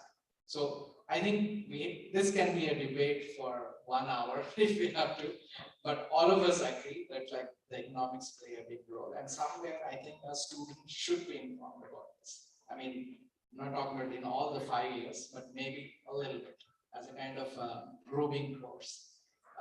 To my last question, now this is a question which is to all of us. It's about the city. I did talk about their own practices and how do they maneuver between aesthetics and economics. I talked about the education, and now I'm going to talk about the city. City as the way we look at it, the icon, the city that represents us, or what we want our dream city to be like. You know, years ago, we were in Bhutan. We were in Bhutan from 2001 to 2012. That's almost 12 years. We were called to design the Supreme Court buildings, the ministry buildings, and the whole city planning over there, because Bhutan was transgressing from being a monarchy to democracy. So Christopher and I went there, we set up the office, and we had taken architects and planners from here. In Bhutan, you see the architecture is very strict. It's guided, there are guidelines. The entire city looks the same. But yet each building is different. There's a kind of a beauty to that. And because of that, you see the city looks so much more beautiful. It looks charming, it looks beautiful. There is a parallel economy which develops because of that city. That is the tourism industry, right? And then there is an identity of the city itself. You know, we used to have such kind of cities in the past, right? But somehow when I look at it, or look at Pune today, I think it's a cacophony of urban structures everywhere. There's no like particular guidelines, there's no style. Even if you look at the Art Deco buildings in Bombay, you know, it used to, the Fort Bombay used to kind of mimic. They were all different buildings, but they would look part of the same kind of style. So my question to you is that, should we all pledge that we have to focus on the aesthetics of the building and aesthetics of the city? Over several decades, we will create a language and a tradition for the city. And who knows, this can become the next economic drivers of the city, as many tourists and businesses would flow in just to be in that city, which is unique. Just like look at Barcelona. The guidelines are very strict. You know? What do you think about this? Can you give some inputs, Aditya? So I'd like to kind of step back a little bit to kind of close, since this is the last question, and I've been very short in all my answers. So I'm going to take up my time now. I think it has, firstly, it is a systemic problem. I think architecture as a profession, which used to be gentlemanly, was because it attracted then a certain kind of mind that was happy to be an architect. I think the profession and the academics, because of its lack of being able to create a fee structure for all architects to make it sustainable as a business as well as a profession, will end up not attracting the best minds, okay, and which in turn are really going to affect the kind of architects that we have to deal with and produce. So, I mean, I think it's not so easy to say, you know, if all the best minds are going to go into IT, you're never going to have a good building, you're never going to have a good city, and you're never going to have a good physical space. And let's face it, we give shape to this world. Okay, I mean, we are the physical creators of everything that we are in. And it's very important that we as a profession take responsibility of our profession as a service to society, We create what we look at. And at the same time, we as designers must take onus for our own work. If there is pride in what we all do, automatically the product or the object or the building that we're doing will effectively be better. Okay. At the same time, because if we deal with the empathy, we deal with people, we deal with the understanding that we are the creators of what we are going to be left with, we will create in our own budget with our own brief place-making architecture that defines. We've had the previous panel talk about the projects where you're really making a social cause, you're really talking about something. It is more than just a building. And I think once we start doing that, I think the profession will thrive, the city will thrive, and of course, everybody likes a good thing. So, I mean, economy will follow that. So that's what I think. So again, a little bit of sharing from about 5-7 years of working in European cities and countries. It is a political and in a way enforced matter which happens in all European cities, that they have a architectural character, or there are planning guidelines which are enforced, because of which it actually happens. I think we have had instances or examples of this happening in our country, in cities not limited completely to the city but limited to certain precincts. Lutyens Delhi, or like you said, Mumbai Art Deco, part of the South Mumbai. Unless it is driven politically, and I think we should, seniors amongst us who have nationwide exposure, or maybe, as you said, regional, it's a state level exposure, we should take part, participate in the political dialogue, or maybe even become part of the political establishment, and only then this can happen.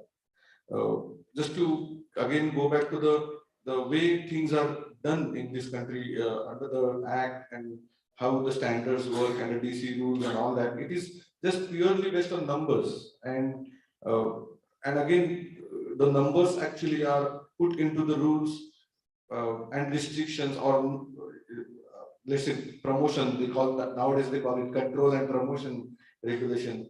All those things are done because of some kind of political lobbying which is done by different stakeholders for those rules, and we are never a part of those stakeholders. I mean, we consult substantially with at least 4 or 5 state governments, partly with the Niti Aayog as well, because we were part of 5 smart cities and all that. But again, what happens on ground is literally just driven by numbers. The local planning guidelines in most European cities, even I worked in Bristol, which is a very small city, but the local planning guidelines had mentions of what sort of brick to be used, and what amount of that brick has to be a part of the facade, and so on. So unless, and I think it's a great idea that we should have it. We should have that particular aesthetic character of a city.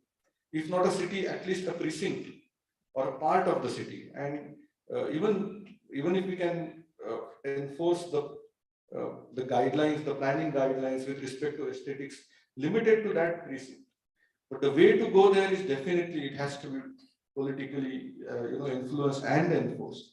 And I think we should, that could be a career choice for some architects. Some architects graduate, become architects, practice, and then become maybe developers. Some people, I know 1 or 2 instances who have become film actors. Very rarely we see them becoming politicians. I think the last time we saw it was 1972. And since then we are struggling. So I think some of us definitely should take the baton and be a part of that political establishment. Only then this thing will happen. But it is definitely something that we should do. Thank you very much, Sandeep. He already looks like a politician. I think that's a very good question, Ram. I feel it's not only political, but even the policy makers, the so-called visionaries in the systems.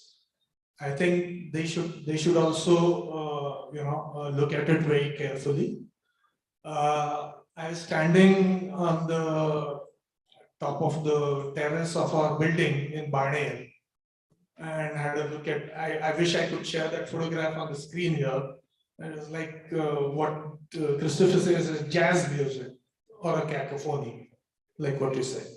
So it really disturbs to see the entire of the Barnet, which is the one of the better sought after areas in Pune. I'm inventing this region newly, but Pune is supposed to be. So when you look at it from the top, I think it disturbs really.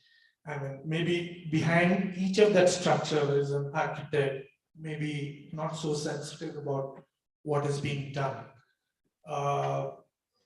We looked at a few presentations. None of them had any Indian context. What you saw was all Western, European developments which are timeless. And Vienna was built, I was told, restored to the originals. So they're making an effort to restore their heritage, their cities and the character of the cities, what you mentioned in Bhutan as well.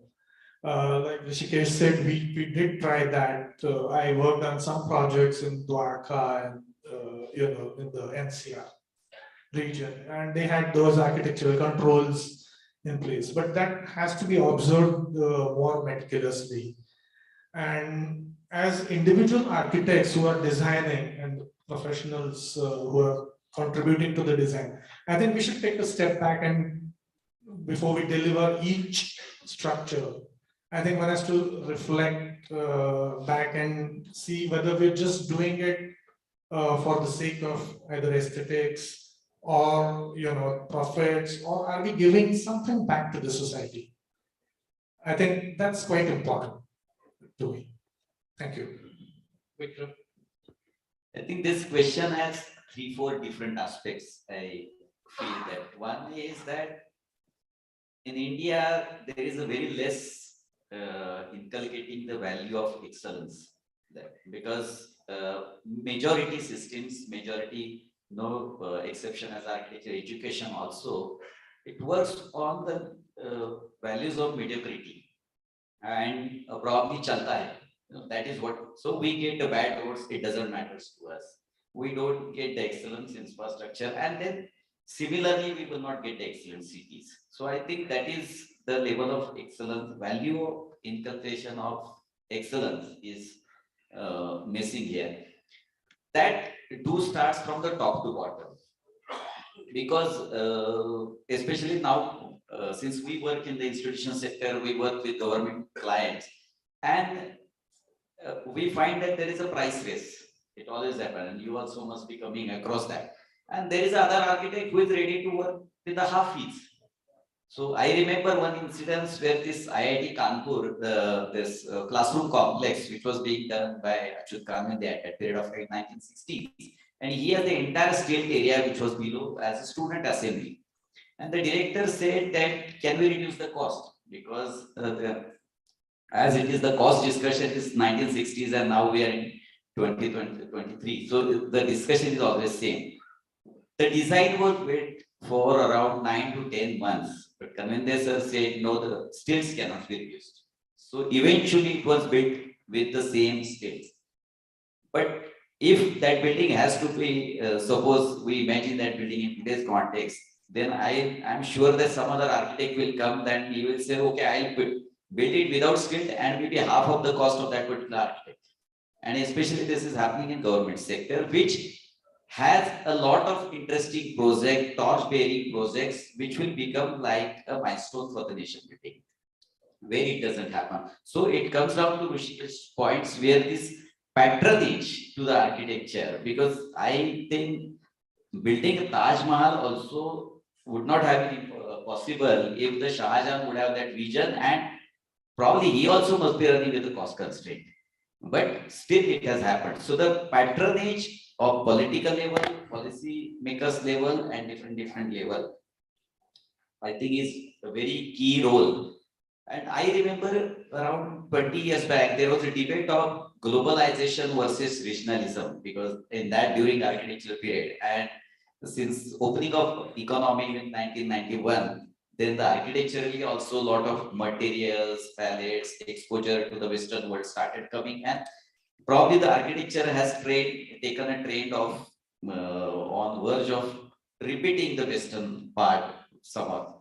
And I am a strong believer of a regionalistic excellence or contextual regionalism rather than not talking about specific, because that is where the examples of Mumbai or Delhi or Jaipur, they stay in place, the old especially the cities, because they talked about their own context, they talked about their climate, they talked about their people, their behavior, the way of using the space and the requirement of the space. So if we still work on the contextual regionalism rather than getting into the carried away by the globalization, we may still try to bridge the gap, which can create a new cities. And probably the guidelines like Battery Park City, where though the aspirations of the developers are there, but the city is or the place is for the people. So it's a place meeting exercise. So having the aspirations of the individual as well as giving back to the city. So that will also create a great city. Thank you, thank you. So actually, I don't focus so much on politics. And I think what bit we can give as architects is more important. So I would take up again looking at the design part. Is like any city, for that matter, has a prevailing climatic conditions and the culture, the way people have tried and experimented for hundreds of years to get a particular type of design in that area. So if Pune has got courtyards and verandas being done quite a few years back, so we have just discarded everything and we are copying things which we like, and we are placing it in a city where a south wall has got a glass facade, where facade supposed to be a fenestration. Now the facade is treated as a two-dimensional space.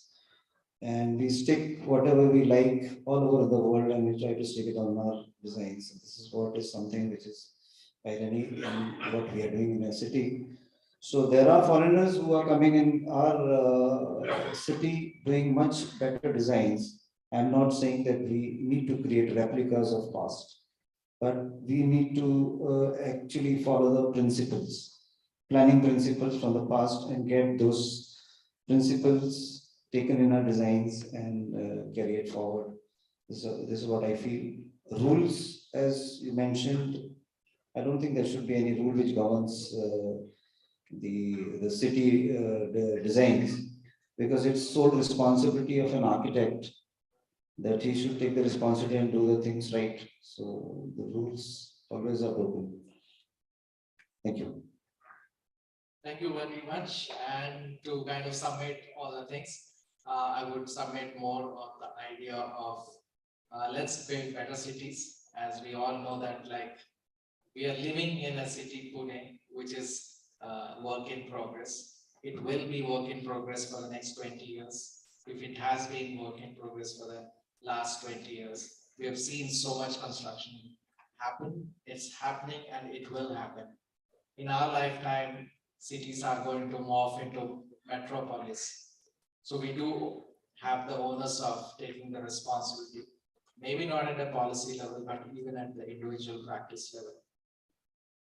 As Christopher said once to me, and I still remember, see, we are in a profession which is the only profession, architecture is the only profession which looks into the future. If you look at doctors, they treat diseases of the past. If you look at lawyers, they fight the cases of the past. But if you look at the profession of architecture, architects build future. So building future is not easy. It is very difficult because you're trying to sell dreams. You're trying to assume many given factors. So I think we have a very tricky kind of a profession in our hands. So we have to be more sensitive, more patient, and more educated to understand and draw inspiration from wherever we can to build the cities of our future. Thank you very much.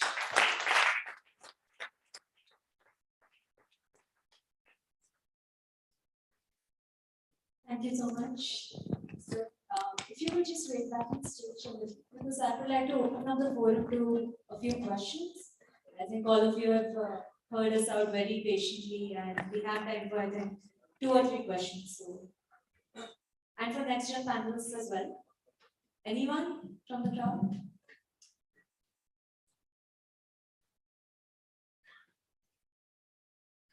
I'm sorry, I just wanted to. Hey, you know, you have to understand your opening questions in Pune.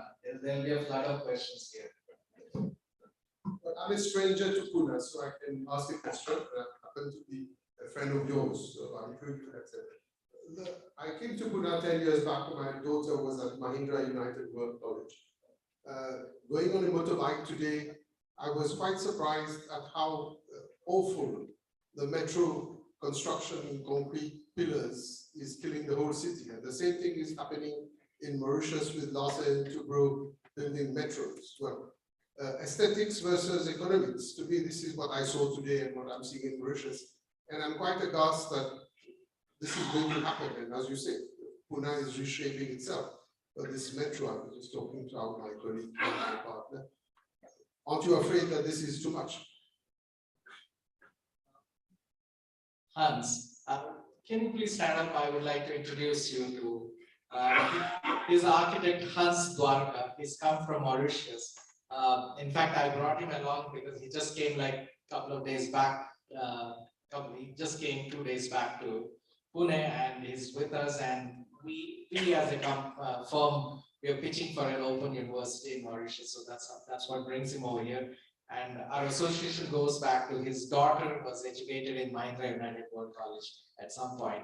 And he's an architect. He's 64 years old and a very large practice in Mauritius, which is really near the Madagascar, like almost to end of, I would say like really closer to Africa, South Africa. End of the world, yes, end of the world, somewhere, Mauritius. We all have heard, and some of you must have gone on vacations over there. So I think this is a question he's asking about, is it too much? And who is it directed? To me? No, you see, every society goes through transformation, every city goes through transformation. There are, you build, you break, you build, you find a balance. I mean, Chicago has gone through that kind of transformation. It used to be a meat exporting kind of very dirty city. It has gone through poverty, it has gone through this. I think from that point of view, I would say like India is a very young nation, just 75 years as a nation, you know, and big cities were never part of its design as a nation, you know. So I think we are now building big cities. I was in, we were in Kunming, no, Christopher? Kunming, Shanghai. No, we were in Kunming, which is very close to Arunachal border. It's the 6th largest city in China. So ugly. But I was quite greatly surprised. They were breaking down 30, 40-story towers in Kunming, China, which were just built 15 years back. Because people realized they're so ugly that they just don't want their city to look ugly. So they started breaking down this tower.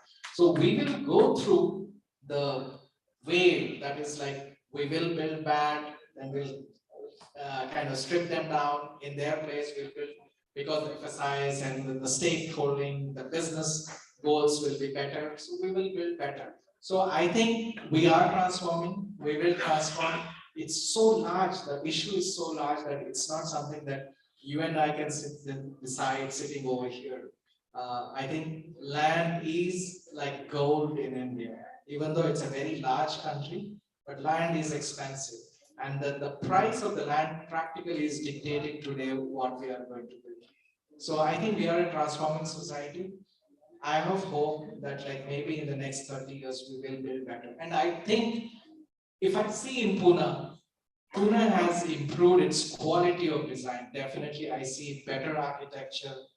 There was a point when I used to see Ahmedabad as a center of architecture.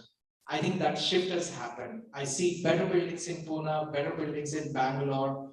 I see more architects from Pune and Bangalore actually occupying the top-notch positions when it comes to awards, definitely all sorts of awards.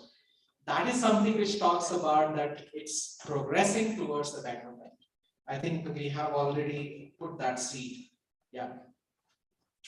I would like to thank all of you because I think this is very rare to have architects that agree to disagree. So good luck to India, and I hope you will all come to Mauritius soon. Thank you. Hello, sir. This is architect Jay. You have to be a little louder. Yeah, my name is architect Jayesh Kulkarni, and my question is to Vikram sir. You said rightly that we had to pave our way as a firm to get this success. But I want to know what's the process to retain the employees in this particular process, because there is always a herd mentality of having them and training them and leaving them. This goes on. So how to deal with it? Thank you. Question is, how do you retain them? Retain the employees. How do you retain them? Yeah. That's a quite challenging question actually. How to retain the employees? First of all, it requires a lot of patience. Man, I think that is how at the employees end also and the employer ends also. Especially in COVID period, if you see, most of the offices also went through a lot of turbulences. Our employees' salaries were reduced and they were happy to stay back to the offices. So I think creating those values so that they can stay back during when the times are good. That relationship of the employer and employees have been becoming very instrumental for us to retain those employees. That is one. Second is, yes, for us as a practice in the institutional sector, which is a specific, we face a bit challenge because many projects goes into the competition and nevertheless to say that around 75% of our projects are part of the winning competition. And that is where the team spirit of this, all the employees, that keeps on making high that yes, I have been part of this competition and now this is getting into realization. So probably if you don't get paid that for a particular month also, still the competition is won. So down the line after some months, the salary will come. But saying apart, that it is always going to be a very challenging to give the employees, and once we give the freedom to the employees, the way they want to work and appreciating the product what they are doing, and probably that is the only way the employees get retained. Any more questions? Yeah, please stand up and introduce yourself. Right. My question is to Aditya.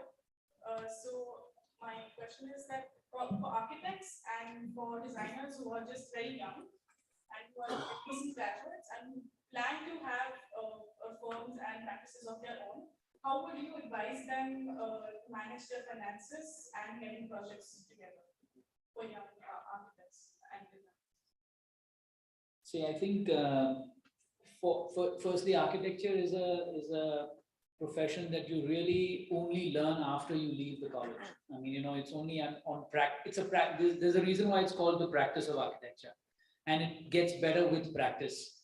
Now, it's about. I feel that I would like to reframe the question. I think you're talking about young architects who get out and want to start their own practices, and at the same time, I think it's about whether you want to learn by your mistakes or do you want to be a part of an established practice and leverage that experience. You see, one of the biggest reasons I believe that architecture, and I do believe that to be a fact, suffers as a profession, and it is suffering, is because we try to reinvent the wheel every time. Okay, and there are these young architects who want to get out and make their stamp on the world, as if, you know, we're doing it's like a YouTube reel. You know, you want to do your 7 seconds of fame, and you want to get this one building that will get done. And the thing is, you don't know enough. you haven't made enough mistakes. And because it's a, because as a profession and as a lobby, we are not a supported lobby, right? It comes top down. We are a patron driven profession. We get paid less, we get less fees, we pay less. We therefore can't retain our employees to ask that other question, and therefore everybody wants to wing it on their own. So I think you need to redefine it. I think, no other profession, I mean, no other, even in IT, even in technology, even in medical, you're leveraging old ideas and taking them to the next level. Here we are all trying to start from ground zero every time. Every batch wants to become their own star architect. And therefore the profession, I mean, in India, what we are trying to create and what we really think is a profession that outlasts a certain practice is that there is a system, there is a growth. We want to be partners with India's $1 trillion economy. We want to build it. You can't build it with a one-year education. So, I mean, we need to understand that, like you said, there are parts of the practice that require the design finesse. There's a part that requires to be able to do a 700-800 crore project. You can't do it with the 3-person team. You need the wherewithal, you need the experience, you need the expertise, as well as you need the vision for the future. Now, if we start collaborating as a profession and as a fraternity and start to see what we can do as a sum of whole, and instead of each individual guy trying to have this comet-like trajectory of his career, I think we'll get a better constellation. Otherwise we'll just be comets.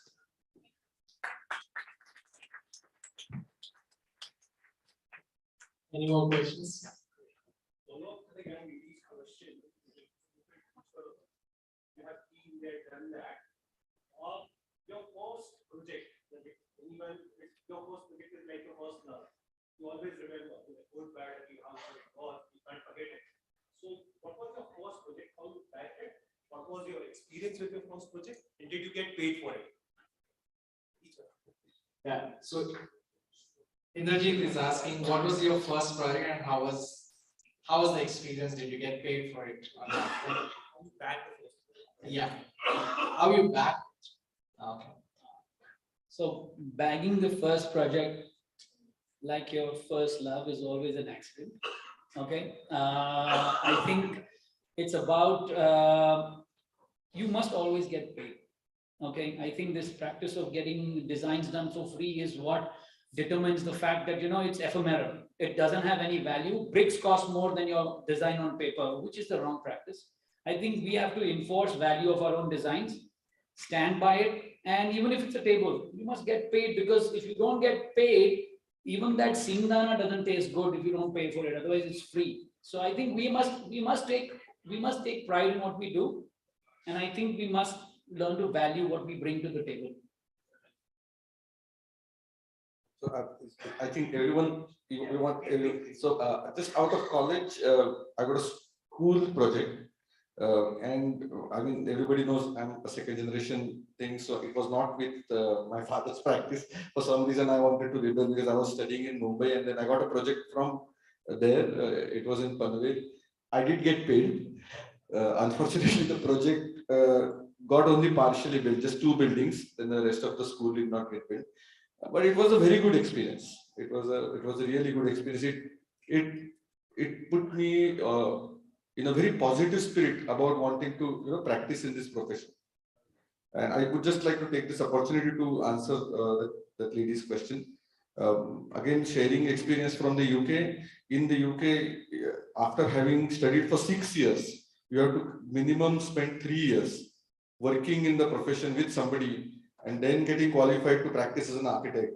I think it is just very good for the society, that generally society at large, that just newly bred architects having only spent 5 years in the course don't start practicing. I learned it from there as well. I mean, I did this practice international school project in Panvel. Then I went and studied, and then I had to go through that whole process of 3 years to get qualified as an architect in the UK. So I think it's important to go through the whole process.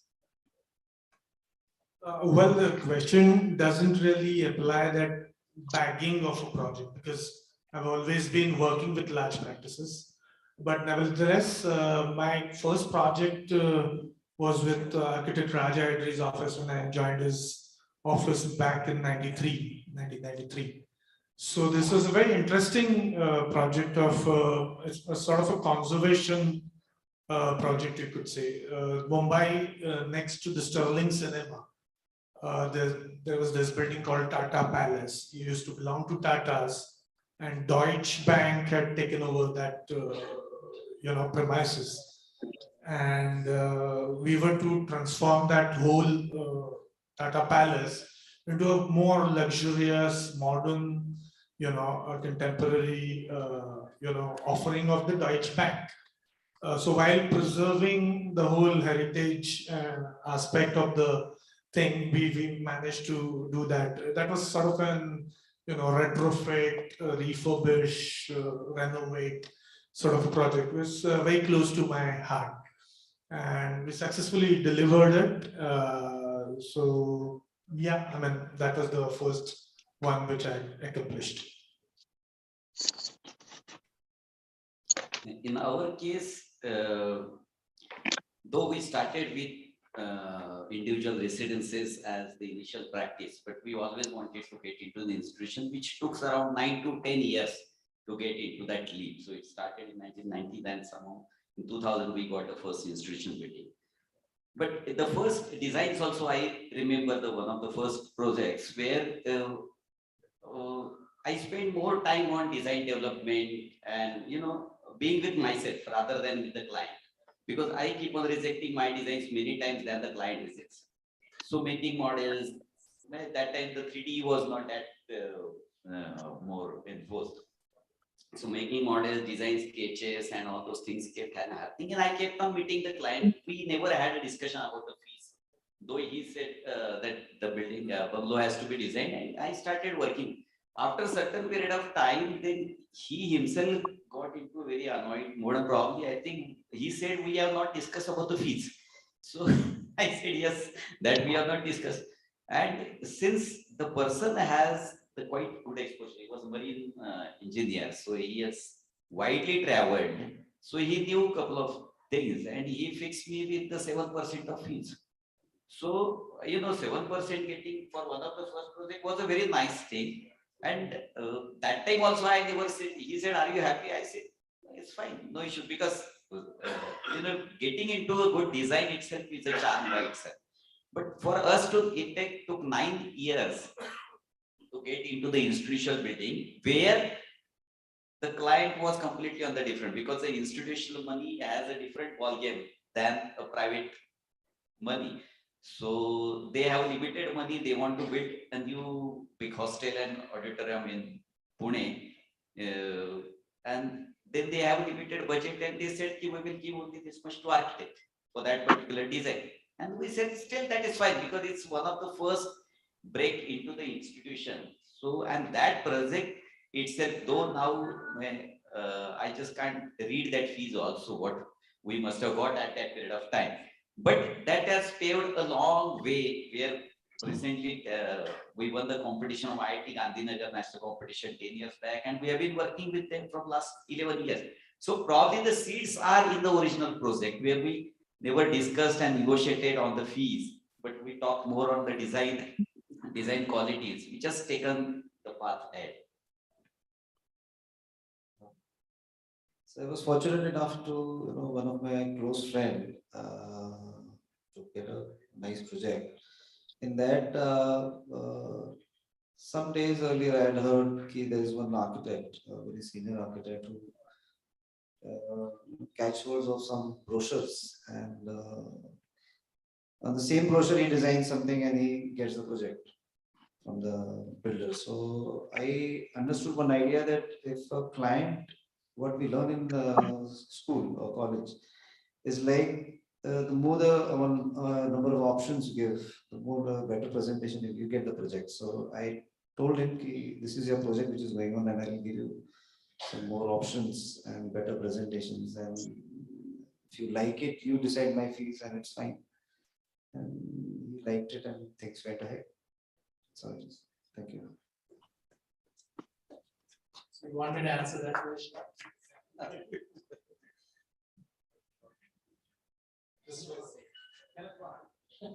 Okay, I'll make it very brief. I think the first project that we started, Christopher was an academician.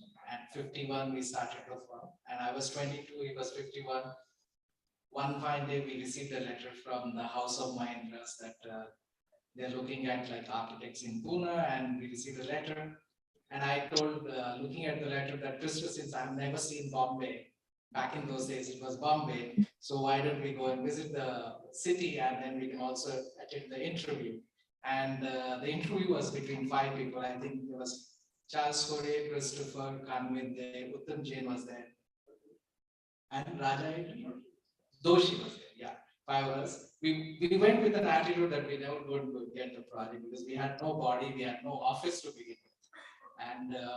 And we were only going to Bombay because I have never seen Bombay, that was the thing. And to our great surprise, Deccan Queen reaches instead of 10 o'clock, it reaches at 10:30 or 11 o'clock, something like that, almost an hour late. So they pushed our interview, and so we felt like, okay, fine. They told that like have lunch and then come back. We'll take the interview at 3 o'clock. So we went at 3 o'clock, and then we were only 2 of us. And I could see like a series of drawings and panels, and all these things were being presented by the 4 other architects. And then there was a huge board with Rusi Lala was there. He was the head of Tata. Was he Tata? Huh? Yeah, Keshav Mohan recently passed away. All very big shots in Bombay, like they were all in this beautifully wooden carved boardroom, and we both were sitting. Yeah, and I was 22. I never entered anything of that grandeur, and then he was 51. So like the questions that they asked was, I remember Captain Rajmohan asked a question: what is the difference between international school and Indian schools? And there's a one-word answer that Christopher gave: toilets. And they all had this grin on their face, And I looked at him and I said, like, I think they liked it. They liked the wit of answer. And of course, a series of questions came afterwards, and then we left. We came back to Pune. A week later, we received a letter saying that like you have been selected as architects, and that's when we That's when we began. Oh, now what to do? We don't have an office, we don't have a name, we don't have a bank account, nothing. So that was the beginnings of our project, and they paid us 5%. We worked very hard, and I think this went this project from heart. It came from the heart. I think some of the ideas of Mahindra College are so new back in those days. I think they were never built anywhere, and it has gone to win practically every award that you could think about internationally. And that set us 27 years back. That set us on a kind of a trajectory that we are still kind of, building our practice on. Yeah. I think I'll declare the panel discussion over now. Okay, last question. Please stand. Please stand. Yeah. Hello. Architect academician. See, somebody said we have 500 plus colleges, etc., in India. Whenever I am in my college, I just always wonder. We are designing only for probably not even 1/3 of our population. What are we doing for the rest of the 2/3? That's the one question. I think this is a very serious question. I think we would have to discuss this after drinks.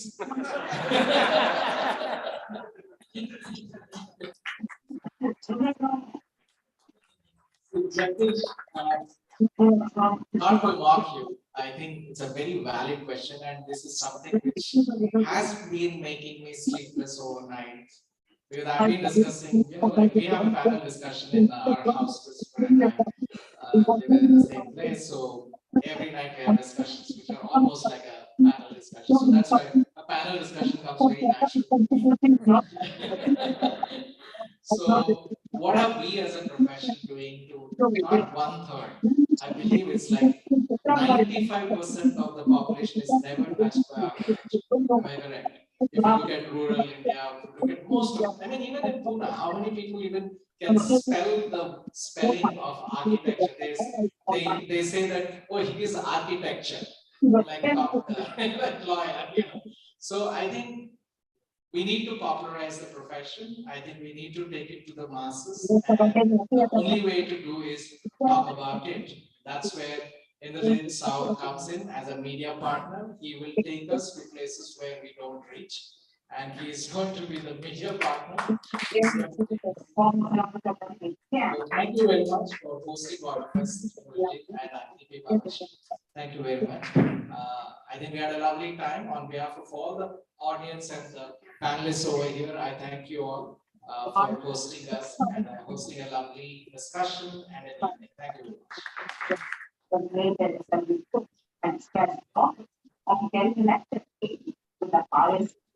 very much. For felicitation, if you guys could hold just for 5 minutes, so we have some applause in the room. I would like to call Deepanand Bundi, Product Manager, Instructions and Consumer, Boston, India, and Suraj Gaudia, Linear Expert and Senior Manager, Decorative Linear, Duraply Industries, Rahul Dade, Branch Manager, Pune, Duraply Industries, on stage. A round of applause from the ones who have over the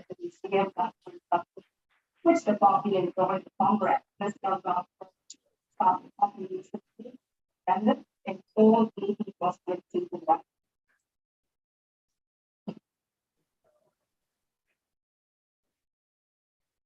If you need a petition on Facebook as a public system, the company not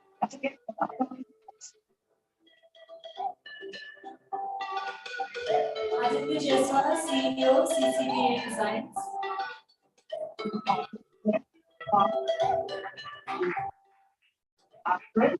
As an African going to the JDM for coffee experiments.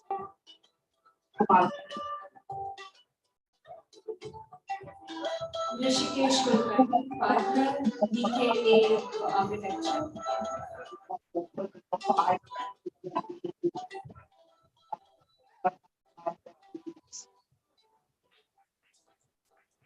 So अभी है total complete both into कम से कम 46 training अभी दिल्ली में welcome to it. Deep Summers, Head of Design Department, Yoga Pune.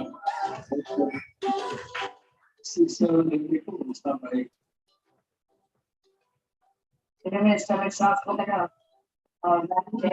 Vikram Mundekar, Director, Multi Mitra Consultants. And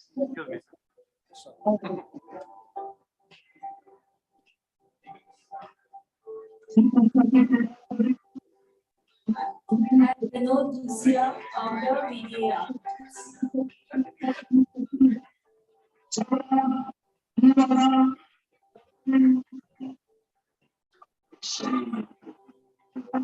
I would also like to invite Indrajit Saurji back on stage along with Mr. Varman Jain, National Head for Systems and Services Business, Signify Innovations India.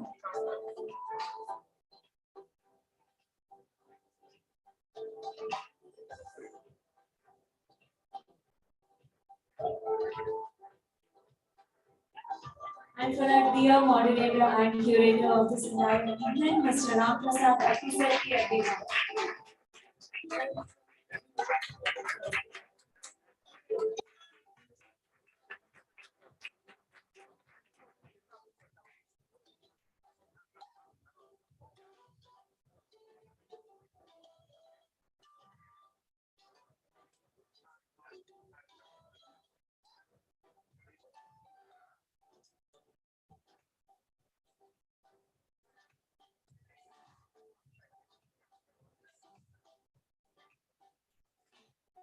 Thumbs up for you.